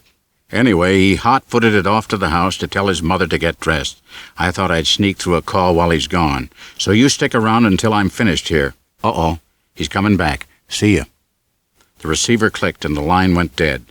Sam hung up. He turned to Lila and reported the conversation. "Feel better now?" "Yes, but I wish I knew." "We will know in just a little while. Now all we have to do is wait." Saturday afternoon. Norman shaved. He shaved only once a week and always on a Saturday. Norman didn't like to shave because of the mirror. It had those wavy lines in it. All mirrors seemed to have wavy lines that hurt his eyes. Maybe the real trouble was that his eyes were bad. Yes, that was it, because he remembered how he used to enjoy looking in the mirror as a boy. He liked to stand in front of the glass without any clothes on. One time Mother had caught him at it and hit him on the side of the head with a big silver-handled hairbrush. Mother was right. It was nasty to stare at yourself, all naked and unprotected, to peek at the blubbery fat, the short hairless arms, the big belly, and underneath it. When you did, you wished you were somebody else, somebody who was tall and lean and handsome, like Uncle Joe Considine. "Isn't he the best-looking figure of a man you ever saw?" Mother used to remark. He wished Mother wouldn't insist on calling him Uncle Joe, because he wasn't any real relation at all, just a friend who came around to visit Mother, and he got her to build the motel, too, after she sold the farm acreage. Uncle Joe Considine could wrap her around his little finger. He could do anything he wanted with Mother. It would be nice to be like that, and to look the way Uncle Joe Considine looked. Oh, no, it wouldn't, because Uncle Joe was dead. Norman blinked at his reflection as he shaved. Funny how it had slipped out of his mind. Why, it must be almost 20 years now. Norman fingered the razor. It was sharp, very sharp. He had to be careful not to cut himself. Yes, and he had to be careful to put it away when he finished shaving, to lock it up where Mother couldn't get hold of it. He couldn't trust Mother with anything that was sharp. That's why he did most of the cooking and the dishes, too. Mother still loved to clean the house. Her own room was always neat as a pin, but Norman always took charge of the kitchen. Not that he ever said anything to her outright. He just took over. She never questioned him either, and he was glad of that. Things had gone along for a whole week now since that girl had come last Saturday, and they hadn't discussed the affair at all. It would have been awkward and embarrassing for both of them. All week long he'd waited for something to go wrong. Every time a car drove into the motel driveway, he just about jumped out of his skin. Last Sunday, of course, he'd finished cleaning up back there at the edge of the swamp. He took his own car down there and loaded the trailer with wood, and by the time he'd finished, there wasn't anything left that would look suspicious. The girl's earring had gone into the swamp, too, and the other one hadn't shown up, so he felt reasonably secure. Norman finished shaving and washed his hands again. He'd noticed this compulsion in himself, particularly during the past week. Guilt feelings. No time to think about that now. He had to get down to the motel and open up. There'd been some business during the week, not very much. Norman never had more than 3 or 4 units occupied on a given night, and that was good. It meant he didn't have to rent out number 6. Number 6 had been the girls' room. He hoped he'd never have to rent it out. He was done with that sort of thing, the peeking, the voyeurism. That was what had caused all the trouble in the first place. If he hadn't peeked, if he hadn't been drinking... No sense crying over spilt milk, though, even if it hadn't been milk. He tightened his tie and left the bathroom. Mother was in her room looking out of the window again. Poor sick old lady chained to the house here. Let her watch the world go by. It was locking the doors all week long which gave him his new sense of security. He'd taken her keys away from her, too, the keys to the house and the keys to the motel. Once he left, there was no way she could get out. Norman walked down the path and came around the corner toward his office just as the towel service truck drove up on its weekly rounds. He had everything ready for the driver. He accepted the fresh supply and gave him the old, dirty linen. Norman walked back to the office and put the towels away. There was already a fresh supply of linen in every unit. He was ready for today's business, if any, but nothing happened until around 4 o'clock. He sat there watching the roadway outside, and he got bored and fidgety. He was almost tempted to take a drink until he remembered what he'd promised himself. No more drinking. Drinking had killed Uncle Joe Considine. Drinking had led to the killing of the girl indirectly, so from now on he'd be a teetotaler. Still, he could use a drink right now, just one. Norman was still hesitating when the car pulled in with a lone man behind the wheel. A green Buick. Texas license. Texas license? That girl, that Jane Wilson, had come from Texas. Norman stood up and stepped behind the counter. He saw the man leave the car, heard the crunch of his approaching footsteps on the gravel, matched the rhythm with the muffled thumping of his own heart. It's just a coincidence, he told himself. People drive up from Texas every day. The man entered. He was tall and thin, and he wore one of those gray Stetson hats with a broad brim that shadowed the upper portion of his face. "Good evening," he said, without much of a drawl. "Good evening." Norman shifted his feet uneasily beneath the counter. "You the proprietor here?" "That's right. You like a room?" "Not exactly. I'm looking for a little information." "I'll be glad to help if I can. What is it you wanted to know?" "I'm trying to locate a girl." Norman's hands twitched. He couldn't feel them because they were numb. He was numb all over. His heart wasn't pounding anymore. It didn't even seem to be beating. Everything was very quiet. It would be terrible if he screamed. "Her name is Crane," the man said. "Mary Crane from Fort Worth, Texas. I was wondering if she might have registered here." Norman didn't want to scream now. He wanted to laugh. He could feel his heart resume its normal functions again. It was easy to reply. "No," he said, "there hasn't been anybody by that name here." "You sure?" "Positive. We don't get too much business these days. I'm pretty good at remembering my customers. This girl would have stopped over about a week ago. Last Saturday night, say, or Sunday. Are you sure? This girl, woman I should say, is about 27. 5'5", weight around 120, dark hair, blue eyes. She drives a 1953 Plymouth sedan, a blue Tudor with a stove-in front fender on the right side." "No, I don't think I can help you." Doesn't the description fit anyone who's been here during the past week?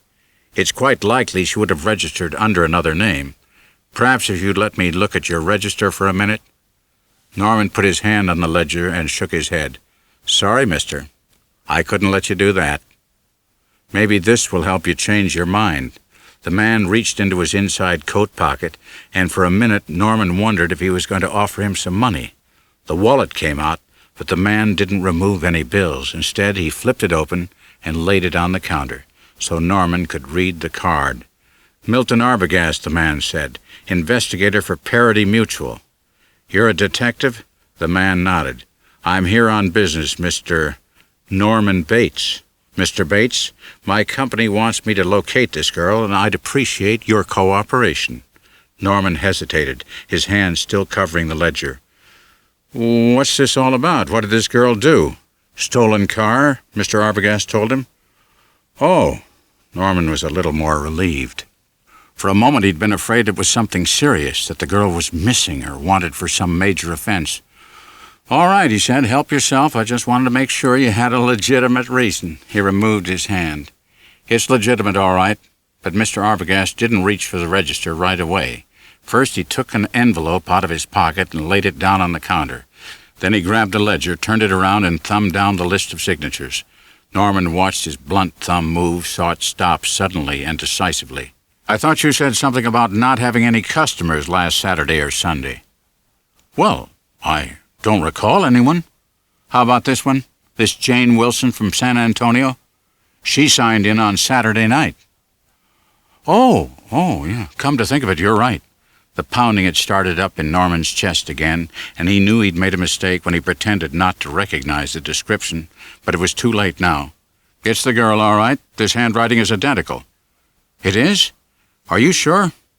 "Sure enough that I'm going to get a photostat made, even if it takes a court order. And that isn't all I can do if you won't start talking and tell me the truth. Why did you lie about not seeing this girl?" "I didn't lie, I just forgot." "You said you had a good memory." "Well, yes, generally. I do, only—" "Prove it." Mr. Arbogast lit a cigarette. "In case you don't know, car theft is a federal offense. You wouldn't want to be involved as an accessory, would you?" "Involved? How could I be involved? A girl drives in here, takes a room, spends the night, and drives away again. How can I possibly be involved?" "By withholding information." Mr. Arbogast inhaled deeply. "Come on now, let's have it." "She came alone. She took a room. She left the next morning. She's probably 1,000 miles away by now." "Probably." Mr. Arbogast smiled. "But let's just take it a little slower, shall we? Maybe you can remember something." "She left alone, is that it? About what time would you say?" I don't know. I was asleep up at the house Sunday morning." "Then you don't actually know she was alone when she left?" "Well, I can't prove it if that's what you mean." "How about during the evening? Did she have any visitors?" "No." "You're positive?" "Quite positive." "Did anyone else happen to see her that night?" "She was the only customer." "And you were on duty alone?" "That's right." "She stayed in her room?" "Yes." "All evening? Didn't even make a phone call?" "Of course not." "So you're the only one who knew she was here at all?" "I've already told you that." "What about the old lady? Did she see her?" "What old lady?" "The one up at the house in back of here. I noticed her staring out of the window when I drove in." "Who's she?" "That's my mother." He had to admit it. There was no way out. No way out. He could explain. "She's pretty feeble, but she never comes down here anymore." "Then she didn't see the girl?" "No, she's sick. She stayed in her room when we ate supper." Mr. Arbogast wasn't casual anymore. "You had supper with Mary Crane up at your house?" "Just coffee and sandwiches. I thought I told you. It wasn't anything. You see, she asked where she could eat, and I said Fairvale, and that's almost 20 miles away. And it was raining, so I took her up to the house with me. That's all there was to it." "And what did you talk about?" "We didn't talk about anything. I told you Mother's sick, and I didn't want to disturb her. I've told you all you wanted to know. Now get out of here." "All right." Mr. Arbogast pulled down the brim of his Stetson. "I'll be on my way, but first I'd like to have a word with your mother. Maybe she might have noticed something that you've forgotten." "I tell you, she didn't even see the girl." Norman came around the counter. "Besides, you can't talk to her. She's very ill. I forbid you to see her." Well, in that case, I'll come back with a search warrant. Mr. Arbogast lit another cigarette and threw the match into the ashtray. I'm afraid you don't understand, he said almost gently. It isn't really the car at all. You might as well have the whole story. This girl, Mary Crane, stole $40,000 in cash from a real estate firm in Fort Worth. $40,000? That's right. Skip town with the money. You can see it's serious business, and that's why everything I can find out is important. And that's why I'm going to insist on talking to your mother, with or without your permission. But I've already told you she doesn't know anything, and she's not well. She's not well at all. I promise I won't say anything to upset her. All right, Norman said. You can talk to her, but let me go up to the house first and tell her you're coming. I don't want you busting in without any explanation and getting her all excited. He moved toward the door.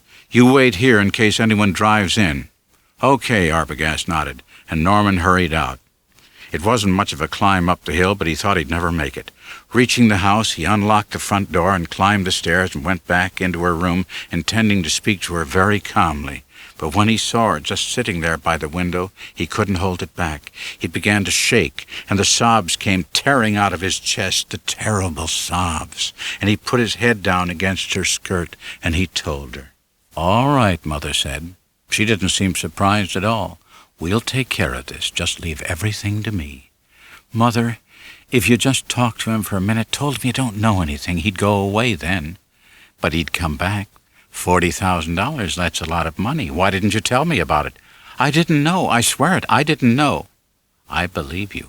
Only he won't. Mother, he closed his eyes. He couldn't look at her. What are you going to do? I'm going to get dressed. We want to be all ready for your visitor, don't we? I'll just take some things into the bathroom. Now, you can go back and tell Mr. Arbogast to come up now. No, I can't. I won't bring him up here. Not if you're going to... And he couldn't. He couldn't move at all now. He wanted to faint. But even that wouldn't stop what was going to happen.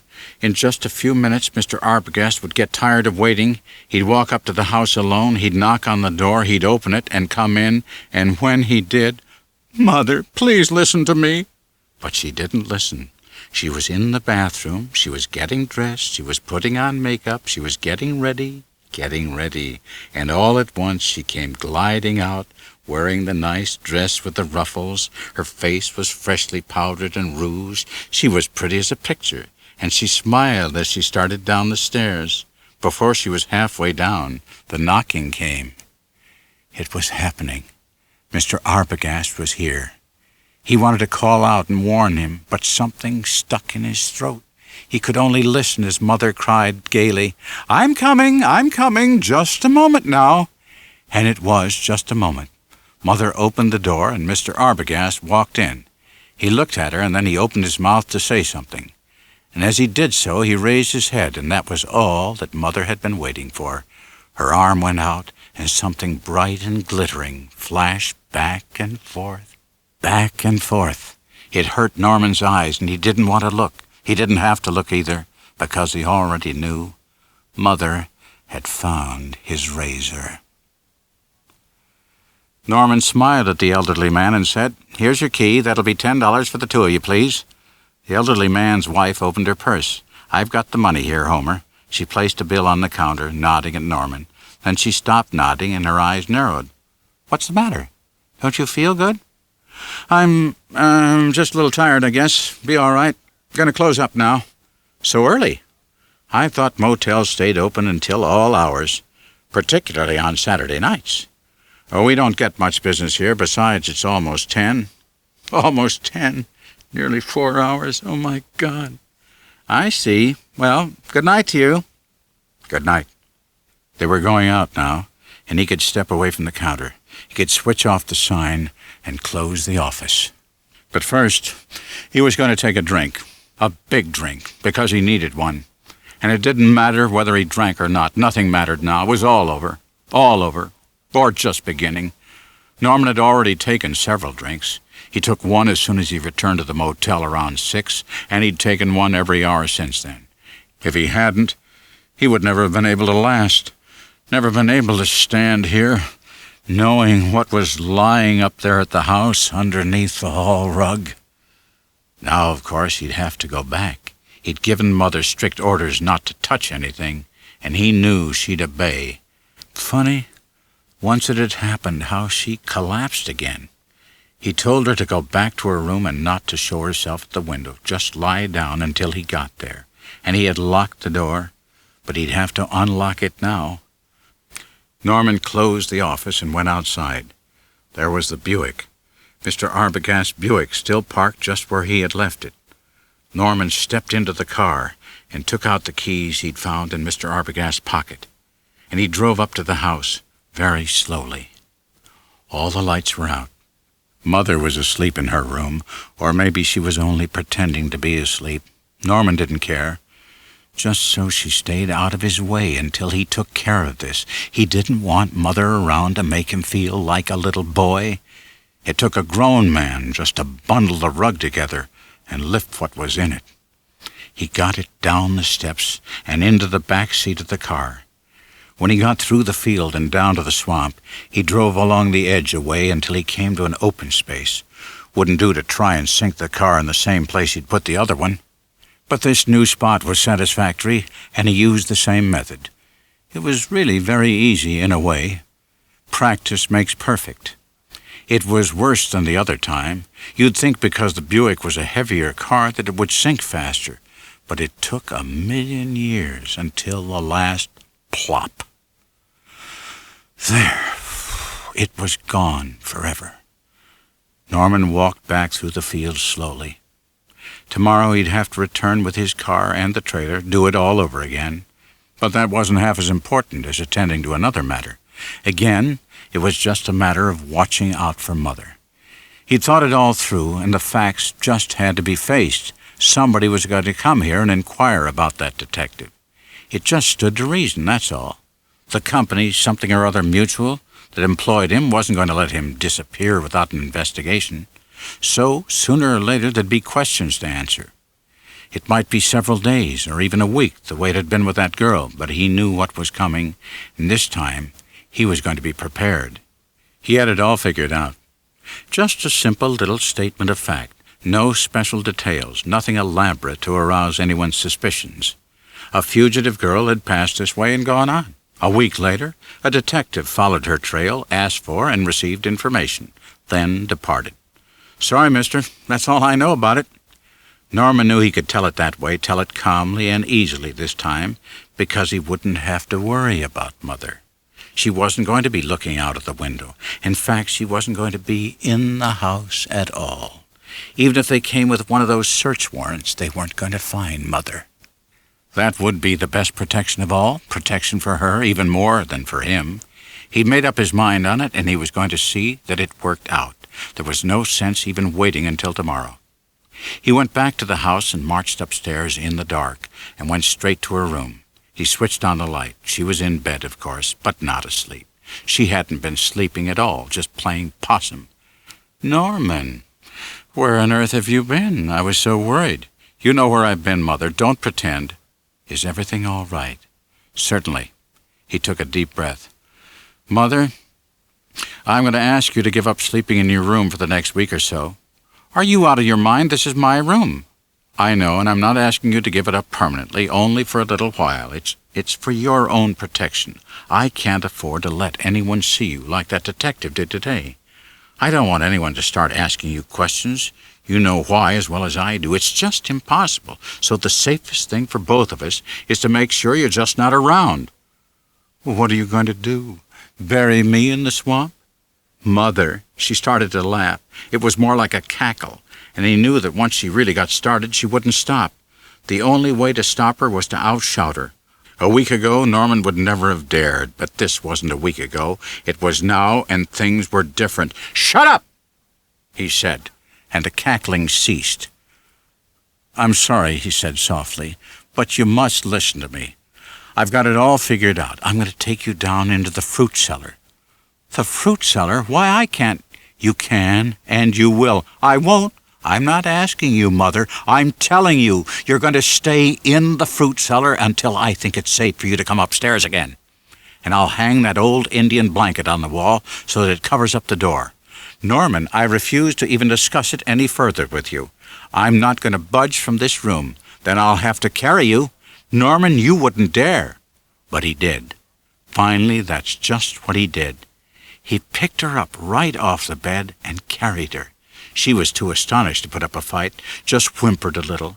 When they reached the cellar, he bustled around, bringing blankets, arranging the curtains on the small window so that there'd be sufficient ventilation. She began whimpering again, not so much whimpering as muttering under her breath. It's like a prison cell, that's what it is. You're trying to make a prisoner out of me. You don't love me anymore. If I didn't love you, you know where you'd be today? He didn't want to say it, but he had to. The State Hospital for the Criminal Insane. That's where you'd be. Yes, Norman. I suppose you're right. That's where I'd probably be, but I wouldn't be there alone. Norman slammed the door, locked it.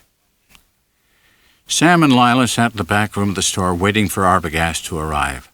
All they heard were the sounds of Saturday night. Sam, why doesn't he get here? It's almost 9. You must be hungry. It isn't that. Why doesn't he come? Maybe he's tied up. Maybe he found out something important. He could at least call. He knows how worried we are. Just be patient a little longer. I'm sick of waiting. Lila stood up, pushed back her chair. She grasped her purse and pushed past him. Where are you going? Sam asked.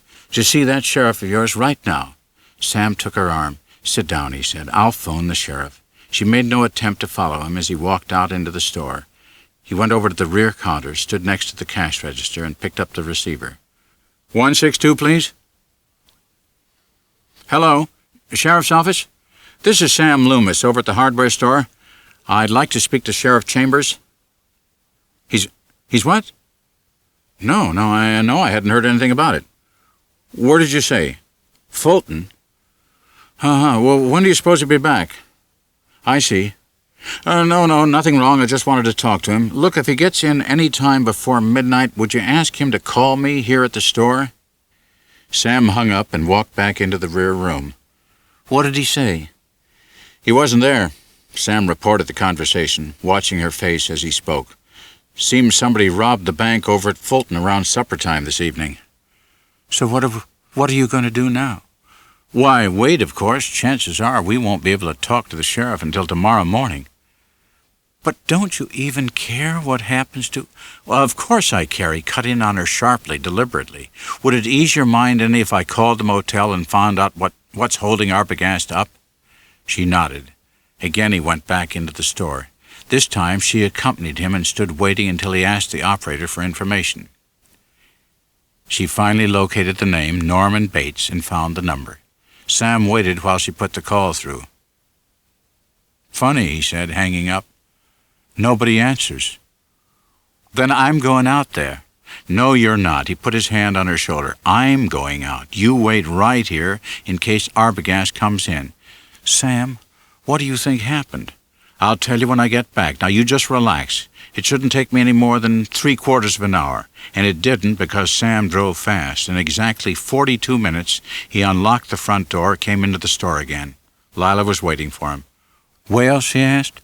Funny, the place was closed up. No lights in the office, no lights in the house behind the motel. I went up there and banged on the door for 5 minutes straight, and nothing happened. What about Mr. Arbogast? His car wasn't there. Sam, I can't take much more of this. I've got to know. You've got to eat, too. He displayed a bulging paper bag. By the time they'd finished eating, it was after 11. Look, Sam said, why don't you go back to the hotel and get some rest? If anyone calls or comes in, I'll phone you. No sense in both of us sitting around like this. But, now come on, worrying isn't going to help. Chances are I figured it right. Arbogast has located Mary, and we'll get the news by morning. Good news. But there was no good news on Sunday morning. By 9 o'clock, Lila was rattling the front door of the hardware store. Hear anything, she asked, and when Sam shook his head, she frowned. Well, I found out something. Arbogast checked out over at the hotel yesterday morning, even before he started to look around. Sam didn't say anything. He picked up his hat and walked out of the store with her. The courthouse itself was closed, but the sheriff's office was over in the annex. Old Peterson was doing duty at the outer desk all alone. Morning, Sam. Good morning, Mr. Peterson. Sheriff around? Nope. Where is he? Well, he got in pretty late last night, early this morning, I should say. Did you give him my message? The old man hesitated. Oh, I guess I forgot all this excitement around here. He wiped his mouth. Of course, I intended to today when he comes in. What time will that be? Right after lunch, I guess. Sunday mornings he's over to church. What church? First Baptist? Thanks. You wouldn't go pulling him out of... Sam turned away without answering. Lila's high heels clattered hollowly behind him in the hall. But it turned out that they didn't have to interrupt Sheriff Chambers at his devotions. As they turned down the side street, it was apparent that the services had just ended. People were beginning to emerge from the steepled structure. There he is, Sam muttered. Come on. He led her over to a couple who stood near the curbing. Hold on a minute, Sheriff, said Sam. I'd like to talk to you. Sam Loomis, how are you? Sheriff Chambers held out a large red hand. Ma, you know Sam here. I'd like you to meet Lila Crane. Miss Crane is visiting here from Fort Worth. Pleased to meet you. Say, you aren't the one old Sam keeps talking about, are you? Never let on you were so pretty. It's my sister that you're thinking of, Lila told him. That's why we're here to see you. Well, I wonder if we could go over to your office for a minute, Sam broke in. Then we can explain the situation. Sure, why not? Judd Chambers turned to his wife. Ma, why don't you take the car and go along home? I'll be over in a little while, as soon as I'm finished with these folks. But it wasn't a little while.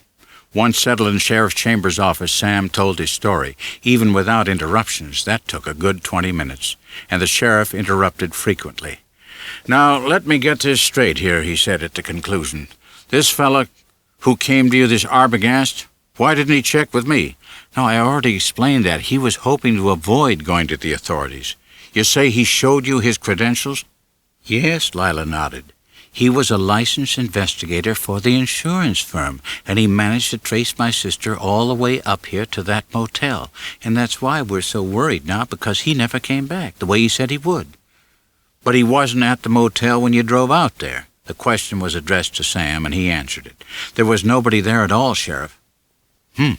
That's funny. Damn funny. I know this fellow Bates who runs it. He's always there, scarcely even leaves for an hour to come into town. You tried calling him this morning? Oh, why don't you let me do that now? Probably turn out he was sound asleep when you got there last night. The big red hand picked up the phone. Don't tell him anything about the money, Sam said. Just ask for Arbogast and see what he has to say. Sheriff Chambers nodded. Leave it to me, he murmured. I know how to handle this. He put through the call and they waited. Hello. Bates. That you? This is Sheriff Chambers.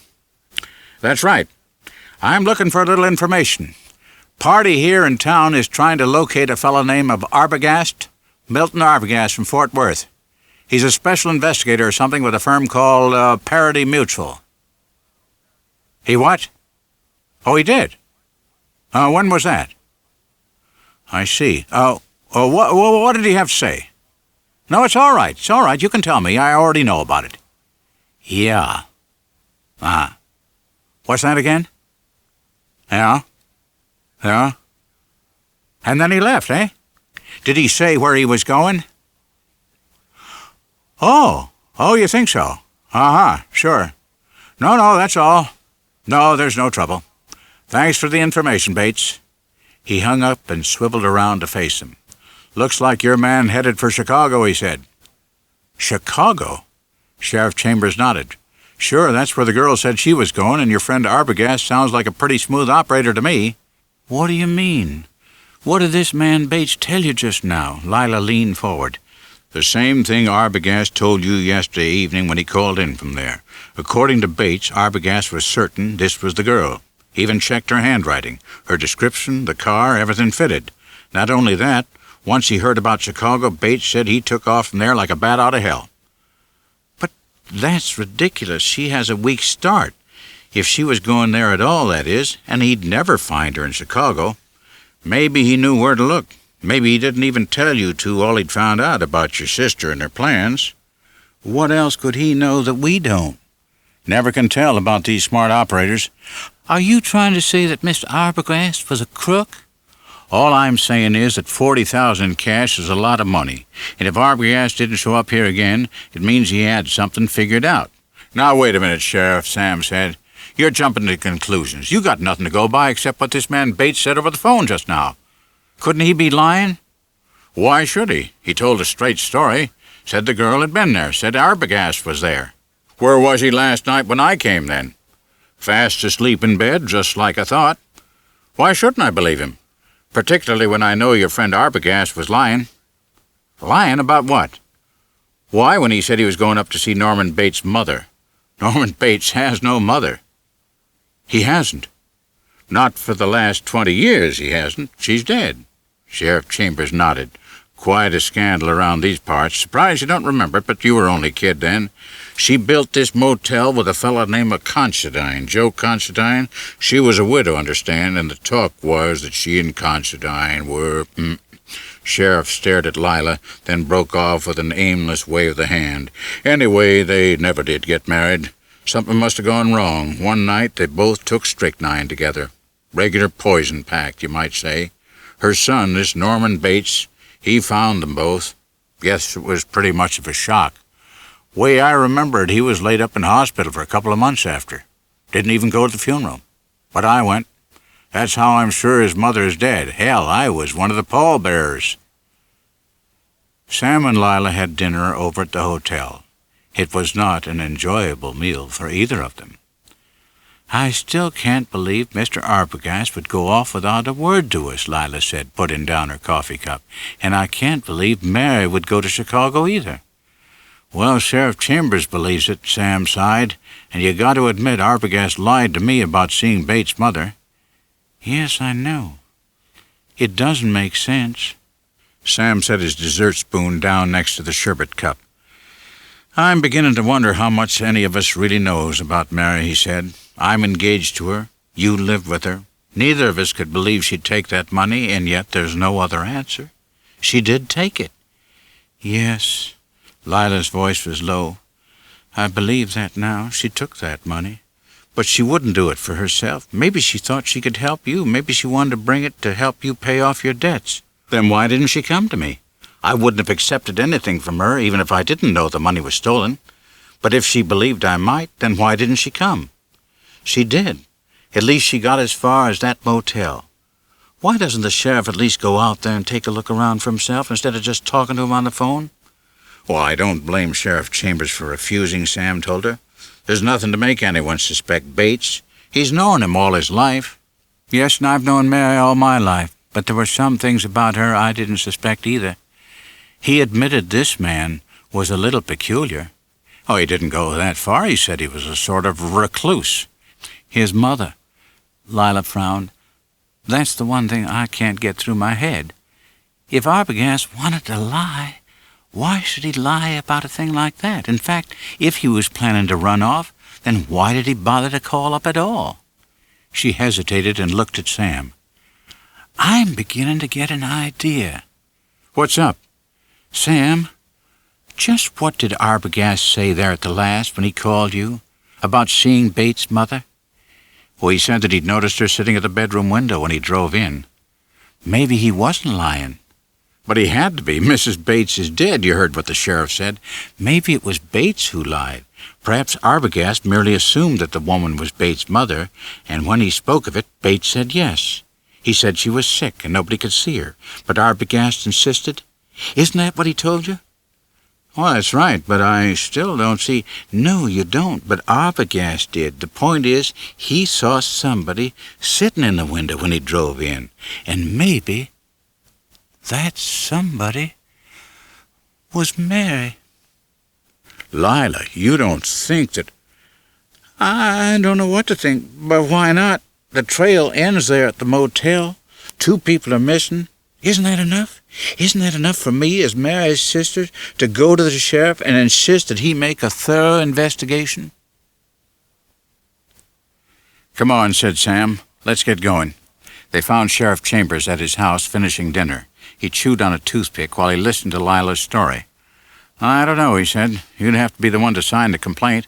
I'll sign anything you want just so you go out there and look around. All right. Let's go over to the office and I'll let you sign. But if you ask me, it's a waste of time. Norman Bates is no murderer. The word emerged just like any other word and died away. Sam heard it, and Lila heard it. It stayed with them as they drove over to the courthouse annex with Sheriff Chambers. It stayed with them after the sheriff drove away out to the motel. He'd refused to take either of them along, told them to wait. It was late afternoon when he returned. He came in alone, giving them a look in which disgust and relief were equally compounded. "Just what I told you," he said. "False alarm. What did you—" "Hold your horses, young lady. Give me a chance to sit down. I'll tell you all about it. Went straight out there and didn't run into any trouble at all. Bates, he was down in the woods behind the house getting himself some kindling. I never even had to show the warrant. He was as nice as pie. Told me to go look around for myself. Even gave me the keys to the motel." "And did you look?" "Of course I did. I went into every unit of the motel, and I covered that house of his from top to bottom. Didn't find a soul, didn't find anything, because there's nobody there. Nobody's been there except Bates. He's lived alone all these years." "Did you ask him about what Arbogast told me?" Sam murmured. "About seeing his mother when he drove in and all that?" Sure, right away. He said it's a lie. Arbogast never even mentioned seeing anyone. I talked kind of rough to him at first on purpose just to see if there was something he was holding back on, but his story makes sense. I asked him about this Chicago business again, too, and I still think that's the real answer." "I can't believe it," Lila said. "Why would Mr. Arbogast make up that unnecessary excuse about seeing Bates' mother?" "You'll have to ask him the next time you see him," Sheriff Chambers told her. "Anyway, I've done all I can." "What would you advise me to do now?" "Why, check this fellow Arbogast's home office, see if they know anything." "I guess you're right." Lila stood up. "Well, thank you for all your trouble. I'm sorry to be such a bother." "That's what I'm here for. Right, Sam?" "Right," Sam answered. He turned to Lila. "Shall we go now?" "You look into this Chicago business," the big man called after them. "So long now." Then they were out on the sidewalk. "Want to come back to my place?" Sam suggested. The girl shook her head. "The hotel?" "No." "Where would you like to go then?" "I don't know about you," Lila said, "but I'm going out to that motel." Norman knew they were coming, even before he saw them driving in. He'd known it ever since last night when he lay in bed and listened to the stranger pound on the door. He'd known then that this wouldn't be the end of it, and it wasn't. This afternoon, when he was down at the swamp again cleaning up, Sheriff Chambers had driven in. It gave Norman quite a start. Seeing the sheriff again after all these years, seeing him now was like having the same nightmare all over. But people do have the same nightmare again and again, and the important thing to remember was that Norman had fooled the sheriff the first time when everything had been much harder. This time should be even easier if he remembered to be calm. It should be, and it was. He answered all the questions. He gave the sheriff the keys. He let him search the house alone. Sheriff wasn't even looking for Mother. He thought she was dead and buried. How he'd fooled him the first time. Yes, and he fooled him just as easily again, because the sheriff came back and he hadn't noticed a thing. He asked Norman some more questions about the girl and Arbogast and going to Chicago. Norman was tempted to invent a little more, but on second thought he realized it wouldn't be wise. It was better to just stick to what he'd already made up. The sheriff believed that. He almost apologized before he went away, so that part was settled. But Norman knew there'd be more. Sheriff Chambers hadn't come out here just on his own initiative. It meant somebody else knew about Arbogast and the girl. They got Sheriff Chambers to call, and the next step would be to come out themselves. It was inevitable. Inevitable. If they came here again, he'd have to face them. But meanwhile, he had to do something about the way his heart pounded. He sat there in the office all alone. It was beginning to cloud up again, and if the storm came, he needn't expect any business this evening, so one drink wouldn't hurt. Not if it made his heart calm down again. Norman found the bottle in the cubbyhole under the counter. The first drink didn't really help, but the second one did the trick. He was quite relaxed now. He could even take a third one if he wanted to, and then he wanted to very much because he saw the car drive up. It had nothing to distinguish it from any other car, no out-of-state license or anything like that, but Norman knew right away that they were here. The man was ordinary-looking, and for a moment Norman wondered if he hadn't made a mistake. But then he saw the girl. He saw the girl, and he tilted the bottle up, tilted it up to take a hasty swallow and to hide her face at the same time, because it was the girl. She'd come back out of the swamp. No, she couldn't. That wasn't the answer. It couldn't be. Look at her again. Now, in the light. Her hair wasn't the same color at all, really. It was brownish blonde, and she wasn't as heavy. But she looked enough like the girl to be her sister. Yes, of course, that must be who she was, and it explained everything. This Jane Wilson, or whatever her real name was, had to run away with that money. The detective came after her, and now her sister. That was the answer. Ooh, the liquor had helped. It helped him to stand patiently behind the counter while he waited for them to come in. When the man came up to the counter, Norman braced himself for the first question, then blinked again when the man didn't ask it. Instead, he was saying, could we have a room, please? Yes. Would you like to see it first? No, that's not necessary. We're anxious to get into some clean clothes. It was a lie. Their clothing was fresh. But Norman smiled. All right. It's $10 double, if you'll just sign here and pay me now. He pushed the register forward. The man hesitated for a moment, then scribbled. Norman had had long practice when it came to reading names upside down. Mr. and Mrs. Sam Wright, Independence, Missouri.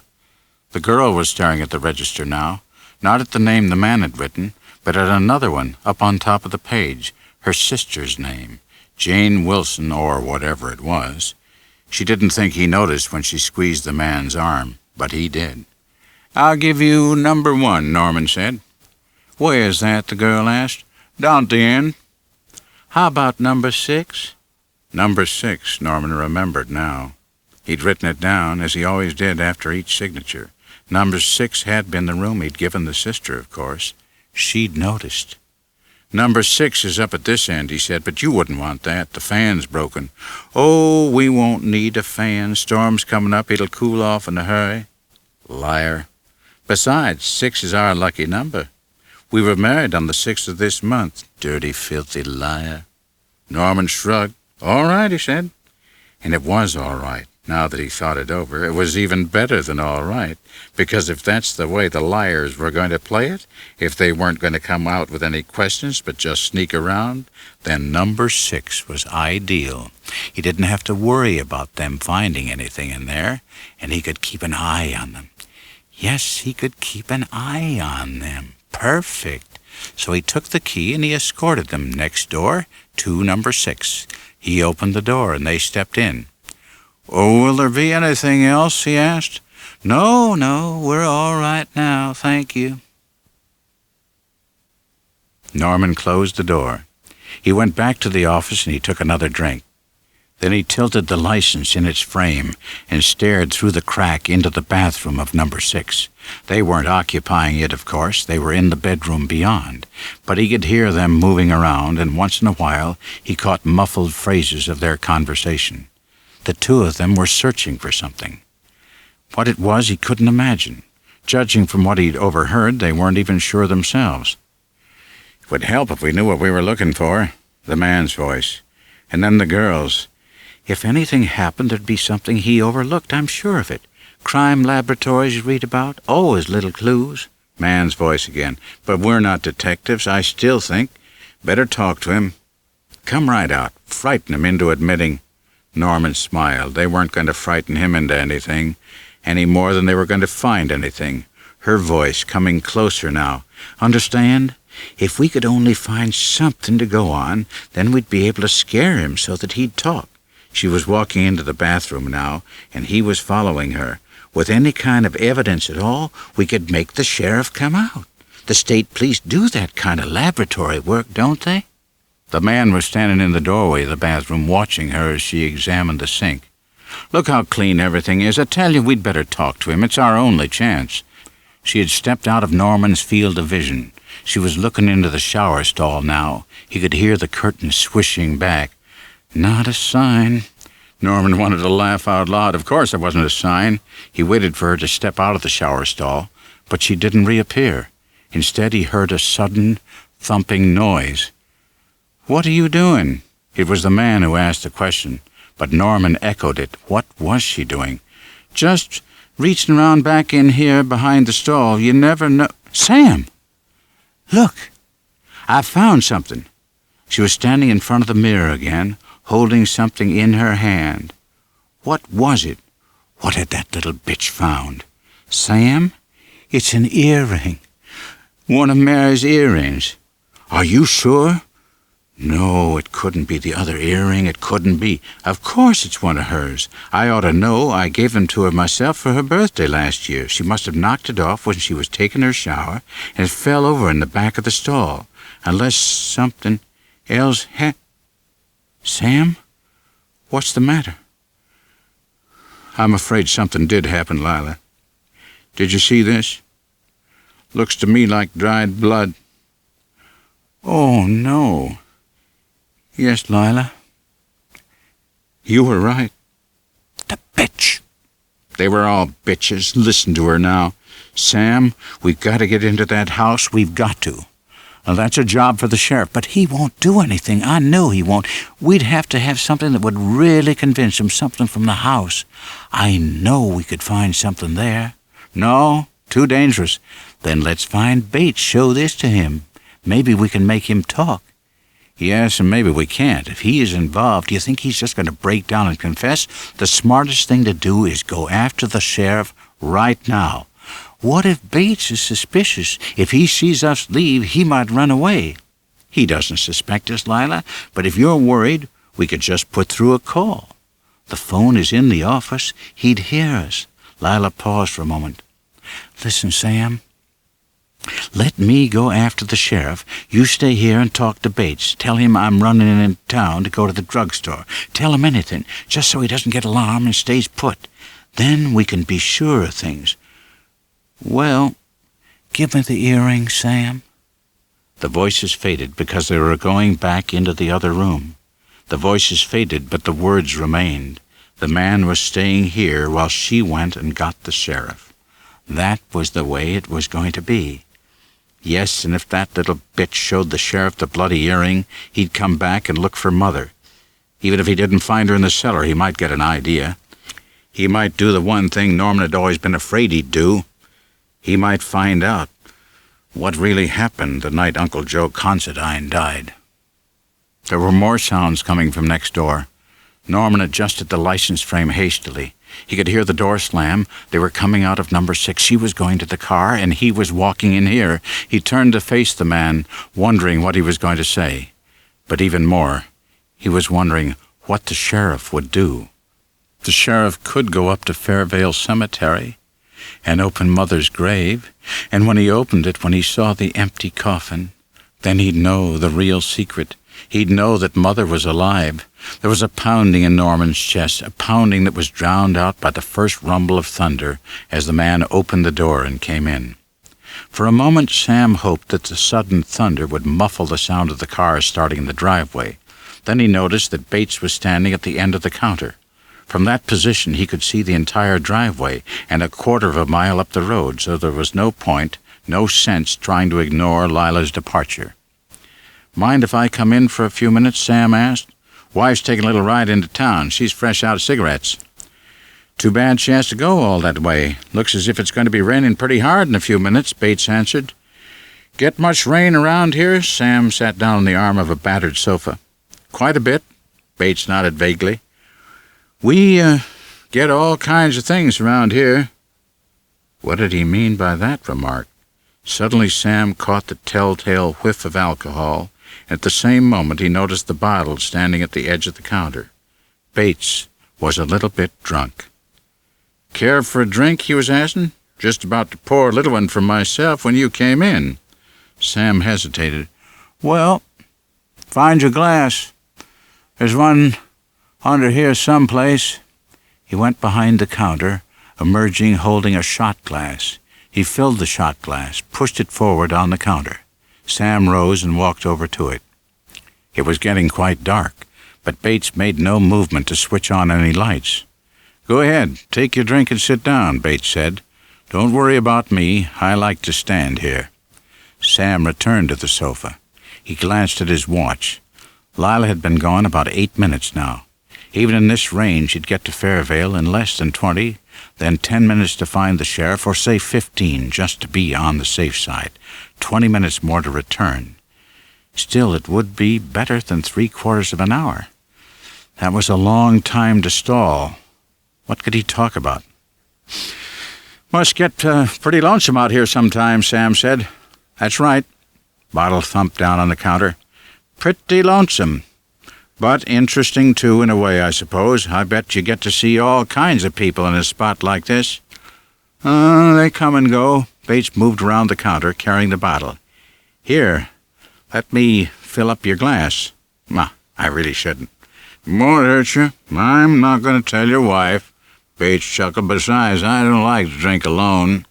He poured, then retreated behind the counter. Looking at this man, listening to him, Sam was beginning to feel slightly ashamed. He's so damned ordinary. It was hard to imagine him being mixed up in something like this. Sam remembered that he was supposed to be talking. It wouldn't do to just sit here. "You were right," he murmured. "It's raining pretty hard." "I like the sound of rain," Bates said. "I like the way it comes down hard.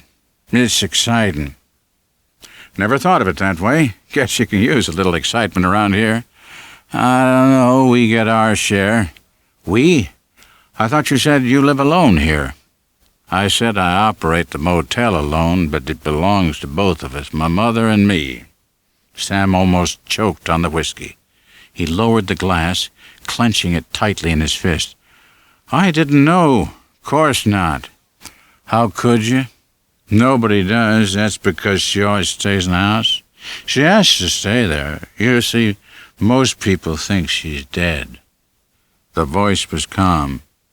Sam couldn't see Bates' face in the dimness now, but he knew it was calm, too. "Actually, there is excitement around here after all, like there was 20 years ago when Mother and Uncle Joe Considine drank the poison. I called the sheriff and he came out and found them. Mother left a note explaining everything. They had an inquest, but I didn't go to it. I was sick, very sick. They took me to the hospital. I was in the hospital a long time. Almost too long to do any good when I got out. But I managed." "Here," Bates said, "let me pour you another." "Not yet. I insist." He was coming around the counter now, and his shadowy bulk loomed over Sam. He reached for Sam's glass. Sam drew back. "First, tell me the rest," he said quickly. Bates halted. "Oh, yes. I brought Mother back home with me. That was the exciting part, you see, going out to the cemetery at night and digging up the grave. She'd been shut up in that coffin for such a long time that at first I thought she was really dead. But she wasn't, of course. It was only a trance state. Really, that's what we call suspended animation. I knew how to revive her. There are ways, you know, even if some people call it magic. Magic. It's just a label, you know. Yes, it's very interesting. I thought you might be interested, you and the young lady. She isn't really your wife, is she? Why, you see, I know more than you think I know, and more than you know yourself. Mr. Bates, are you quite sure that you're all right? I mean, I know what you mean. You think I'm drunk, don't you? But I wasn't drunk when you came here. I wasn't drunk when you found that earring and told the young lady to go to the sheriff. Sit still now. Don't be alarmed. I'm not alarmed, am I? And I would be if anything was wrong. But nothing is wrong. You don't think I'd tell you all this if there was anything wrong, do you?" The fat man paused.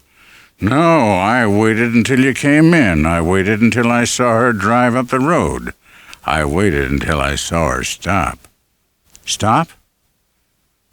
Sam tried to find the face in the darkness, but all he could hear was the voice. Yes, you didn't know that she stopped the car, did you? She wanted to take a look at the house, and that's what she did do. That's where she is now. Let me out of here." "Of course, I'm not hindering you." Sam rose swiftly, and then the blurred bulk fell back. "You don't want another drink, then?" Bates' voice sounded petulantly over his shoulder. "Very well, have it your own way." The end of his sentence was lost in the thunder, and the thunder was lost in the darkness, as Sam felt the bottle explode against the roof of his skull. Then voice, thunder, explosion, and Sam himself all disappeared into the night. And it was still night, but somebody was shaking him, and shaking him out of the night and into this room where the light burned, hurting his eyes and making him blink. But Sam could feel now, and somebody's arms were around him, lifting him up, so that at first he felt as if his head would drop off. Then it was only throbbing, and he could open his eyes and look at Sheriff Chambers. Sam was sitting on the floor next to the sofa, and Chambers was gazing down at him. Sam opened his mouth. "Thank God." He was lying about Lila then. She did get you. The sheriff didn't seem to be listening. "Got a call from the Fairvale Hotel about a half-hour ago. They were trying to locate your friend Arbogast.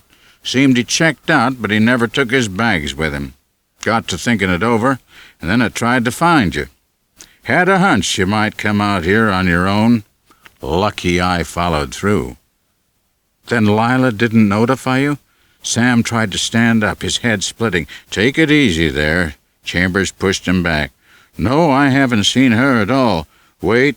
But this time Sam managed to make it. He stood on his feet, swaying.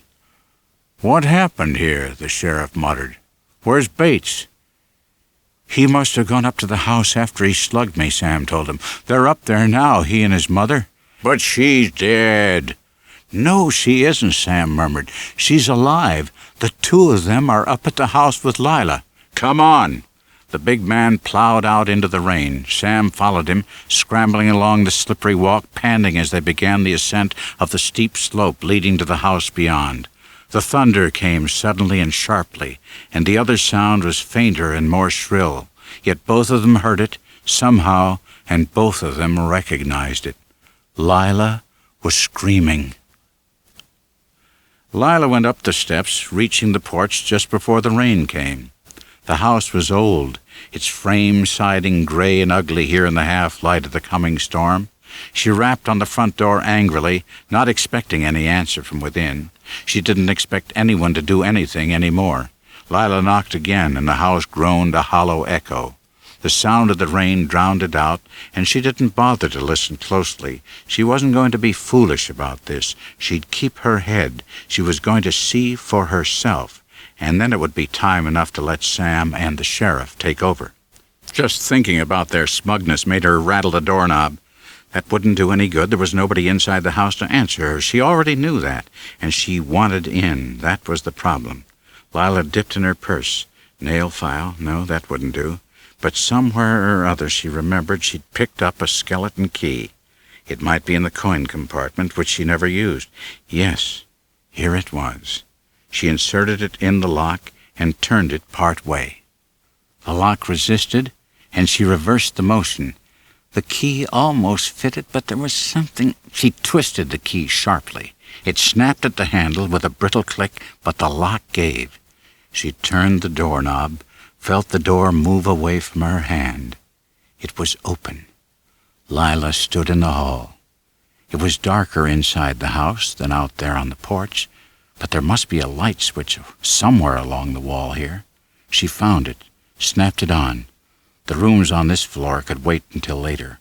Arbogast had said he saw someone looking out of a window upstairs. That would be the place to begin. There was no light switch for the stairway. Lila went up slowly, groping along the banister. As she reached the landing, the thunder came. Lila gave an involuntary shudder, then relaxed. Certainly there was nothing about an empty house like this to frighten anybody. And now she could turn on the light here in the upstairs hall. She had her choice of 3 doors to enter. The first led to the bathroom.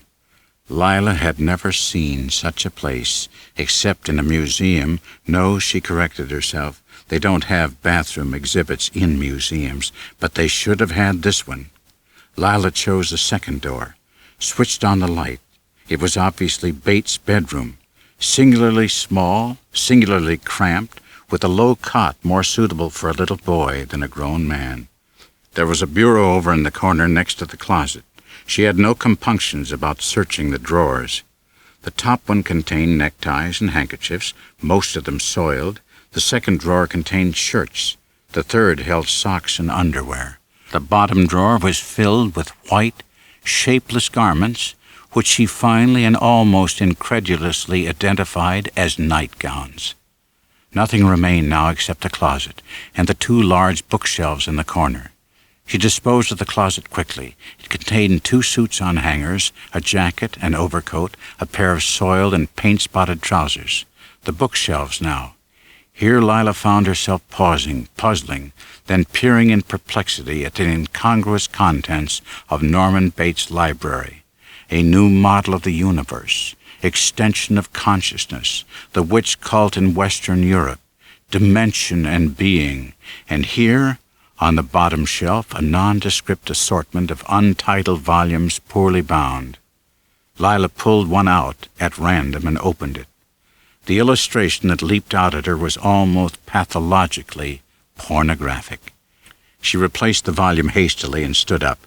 Frowning, she retreated to the hall and opened the dark panel door leading to the third room.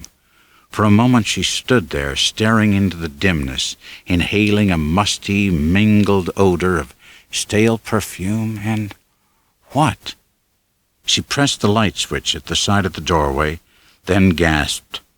This was the front bedroom, no doubt of it, and the sheriff had said something about how Bates had kept it unchanged since his mother's death. But Lila wasn't quite prepared for the actuality. She wasn't quite prepared to step bodily into another era. And yet she found herself there, back in the world as it had been long before she was born. And it was still alive, furnished more than 50 years ago, untenanted and untouched since the death of its occupant 20 years ago. It was still the room of a living person, a room where, just yesterday, a woman had sat and peered out the window. There are no ghosts, Lila told herself. She turned to the closet. Coats and dresses still hung in a neat row. Lila started over to examine the dresser and vanity, then halted beside the bed. She ripped the spread down, pulled back the covers. The sheets were a smudgy gray and covered with little brown flecks, but the bed itself and the pillow above it bore the faint yet unmistakable indentation made by a recent occupant. There are no ghosts, Lila told herself again, but somebody had been sleeping, somebody had been staring out of the window. And if it had been Mary, where was she now? Then she knew. What was it Sheriff Chambers had said? That he found Norman Bates down in the woods behind the house, gathering firewood? Firewood for the furnace. Yes, that was it. The furnace in the basement. Lila turned and fled down the stairs. The cellar. She had to find the cellar. Lila groped her way along the downstairs hall into the kitchen. She found the light. The basement stairs were just ahead. She fumbled at the wall until her hand brushed over another switch. The light went on below. The bare bulb dangled from a cord directly in front of the furnace. It was a big furnace, with a heavy iron door. Lila stood there staring at it. She was trembling now. She admitted that to herself. She could admit everything now. She'd been a fool to come here alone, a fool to do what she had done, a fool to do what she was doing now, but she had to do it because of Mary. She had to open the furnace door and see what she knew would be inside. God, what if the fire was still going? What if... But the door was cold, and there was no heat from the furnace, no heat from within the dark, utterly empty recess behind the door. Lila turned away. There were bottles on a table, and carpentry tools, plus an assortment of knives and needles. Lila approached the table, gazing at the knives in puzzled concentration. Then she heard a creaking overhead. Somebody had come into the house. Somebody was tiptoeing along the hall. Was it Sam? Had he come to find her? But why then didn't he call her name? And why did he close the cellar door? The cellar door had closed just now. She could hear the sharp click of the lock, and the footsteps moving away back along the hall. She was locked in the cellar. No way out, nowhere to hide. The whole basement was visible to anyone descending the cellar stairs, and somebody would be coming down those stairs soon. She knew it now. If she could only keep herself concealed for a moment, then whoever came after her would have to descend all the way into the basement, and she'd have a chance to run for the stairs. Then Lila saw a blanket pinned to the far wall. She tugged at it, and the rotted cloth ripped free of the nails which held it in place. It came off the wall, off the door. The door. The door? The blanket had concealed it completely, but there must be another room here. Probably an old-fashioned fruit cellar. That would be the ideal place to hide and wait. But she wouldn't have to wait much longer, because now she could hear the faint, far-away footsteps coming down the hall again, moving along into the kitchen. Lila opened the door of the fruit cellar. It was then that she screamed. She screamed when she saw the old woman lying there, the gaunt, gray-haired old woman whose brown, wrinkled face grinned up at her in an obscene greeting. "Mrs. Bates!" Lila gasped. "Yes?" But the voice wasn't coming from those sunken, leathery jaws. It came from behind her, from the top of the cellar stairs, where the figure stood. Lila turned to stare at the fat, shapeless figure, half concealed by the tight dress which had been pulled down incongruously to cover the garments beneath. She stared up at the shrouding shawl and at the white, painted, simpering face beneath it. She stared at the garishly reddened lips, watched them part in a convulsive grimace. "I am Norma Bates," said the high, shrill voice, and then there was the hand coming out, the hand that held the knife, and the feet were mincing down the stairs, and other feet were running, and Lila screamed again as Sam came down the stairs, and the knife came up quick as death. Sam grasped and twisted the hand that held it, twisted it from behind until the knife clattered to the floor. Lila closed her mouth, but the scream continued. It was the insane scream of a hysterical woman, and it came from the throat of Norman Bates. It took almost a week to reclaim the cars and the bodies from the swamp. They found the money, too, right there in the glove compartment. Sheriff Chambers gave out a number of interviews. The local district attorney called for a speedy trial.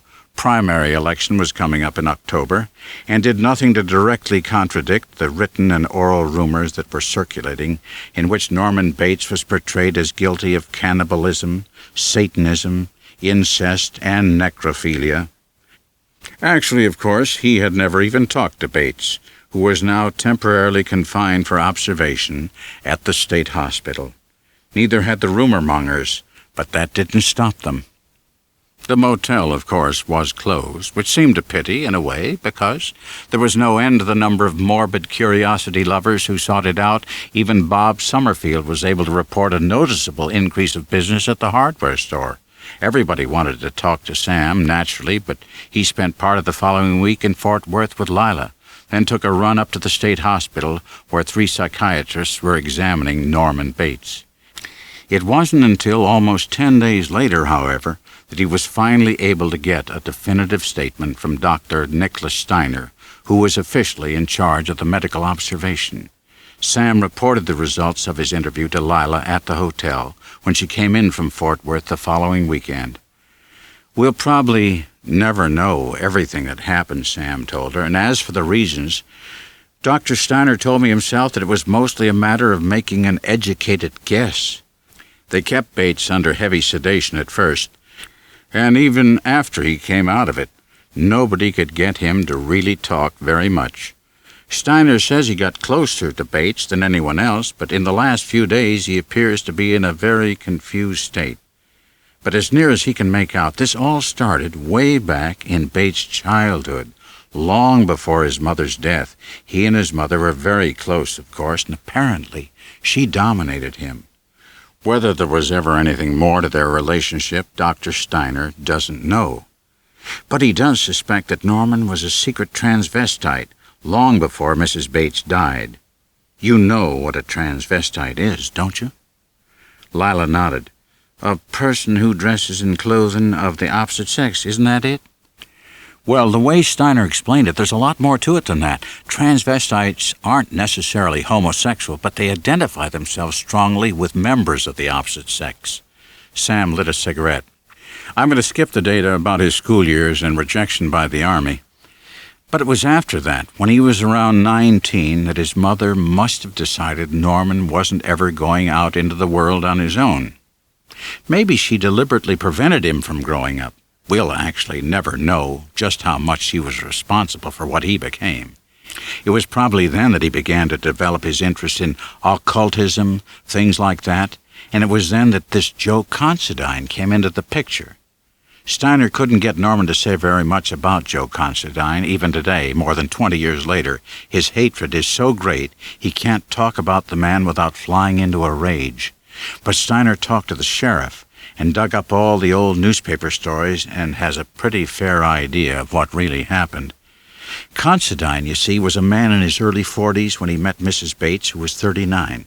Considine began to court her, and it wasn't too easy, I gather. Mrs. Bates hated men ever since her husband deserted her and the baby, and this is one of the reasons why she treated Norman the way she did, according to Dr. Steiner.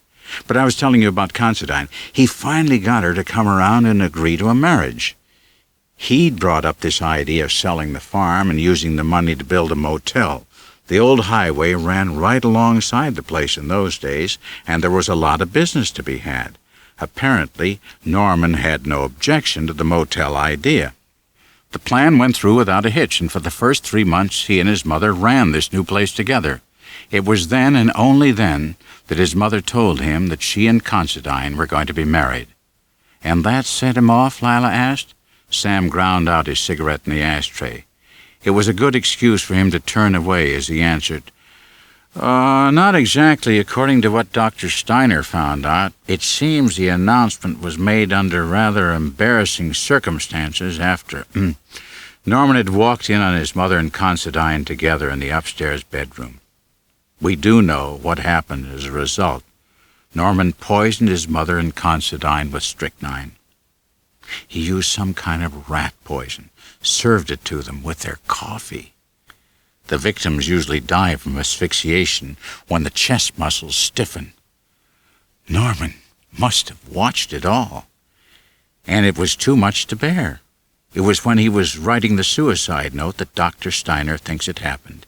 He had planned the note, of course, and knew how to imitate his mother's handwriting perfectly.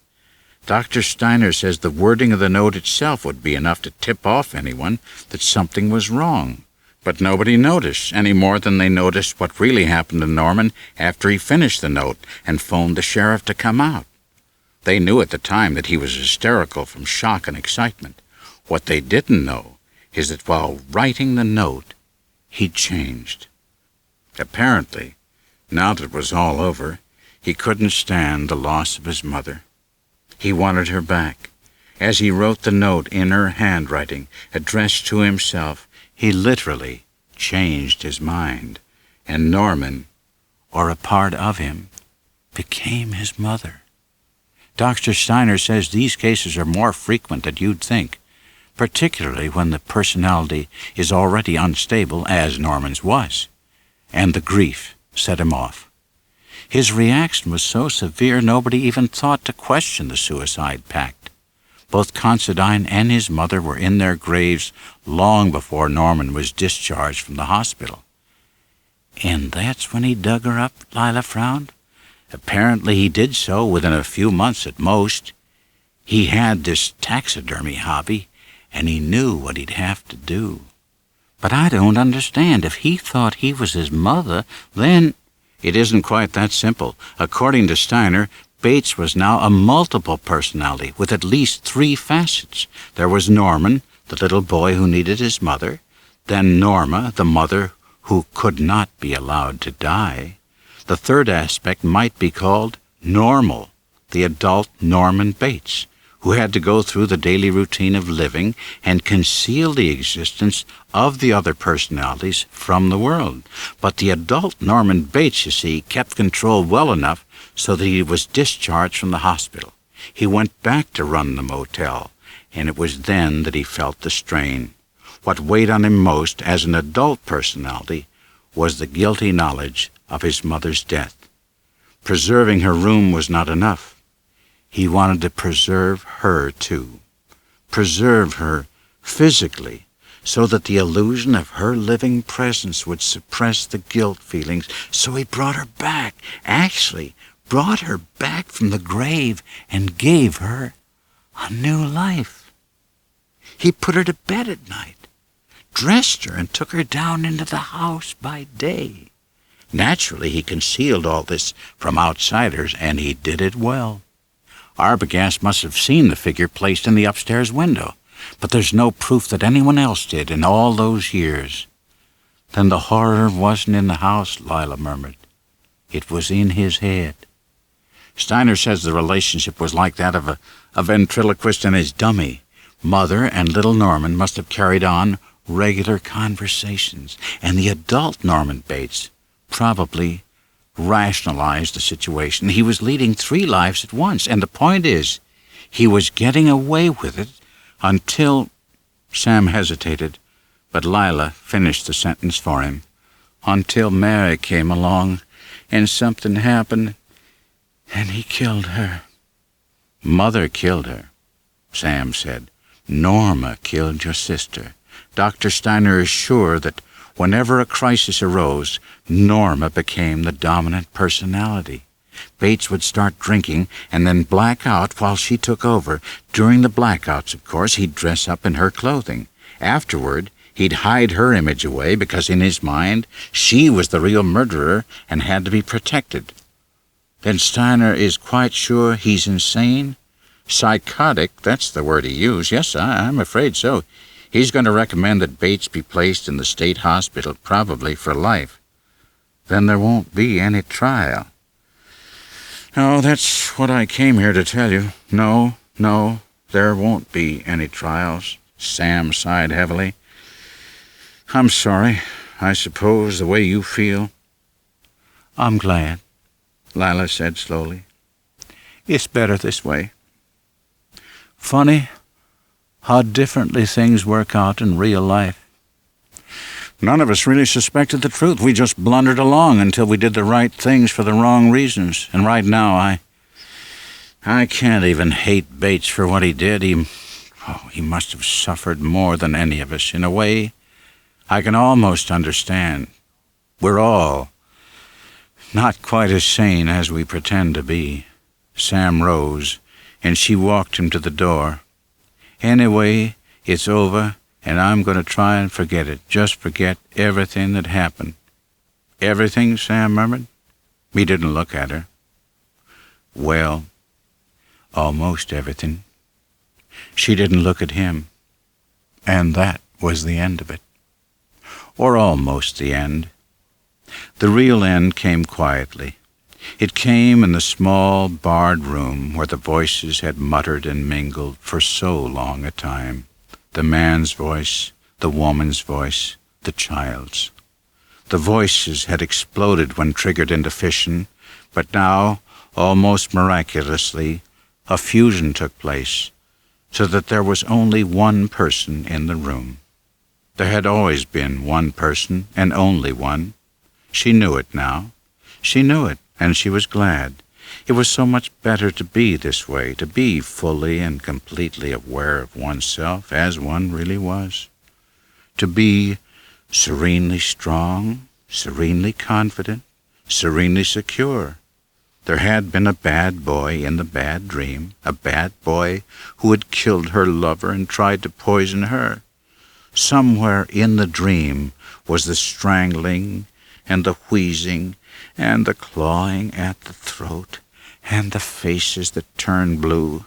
Somewhere in the dream was the graveyard at night, and the digging, and the panting, and the splintering of the coffin lid, and then the moment of discovery, the moment of staring at what lay within. But what lay within wasn't really dead. Not anymore. The bad boy was dead instead, and that was as it should be. There had been a bad man in the bad dream, too, and he was also a murderer.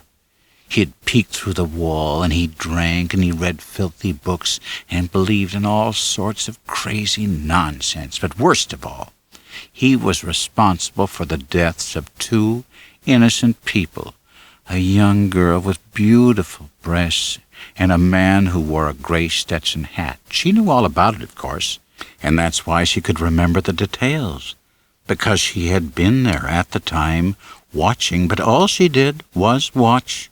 The bad man had really committed the murders, and then he tried to blame it on her. Mother killed them, that's what he said, but it was a lie. How could she kill them when she was only watching, when she couldn't even move because she had to pretend to be a stuffed figure, a harmless stuffed figure that couldn't hurt or be hurt, but merely exists forever? She knew that nobody would believe the bad man, and he was dead now, too. The bad man and the bad boy were both dead, or else they were just part of the dream. And the dream had gone away now for good. She was the only one left. And she was real. To be the only one, and to know you are real. That's sanity, isn't it? But just to be on the safe side, maybe it was best to keep pretending that one was a stuffed figure, not to move, never to move, just to sit there in the tiny room forever and ever. If she sat there without moving, they wouldn't punish her. If she sat here without moving, they'd know that she was sane. Sane! Sane! She sat there for quite a long time, and then a fly came buzzing through the bars. It landed right on her hand. If she wanted to, she could reach out and swat the fly. But she didn't swat it. She didn't swat it, and she hoped they were watching, because that proved what sort of a person she really was. Why, she wouldn't even harm a fly.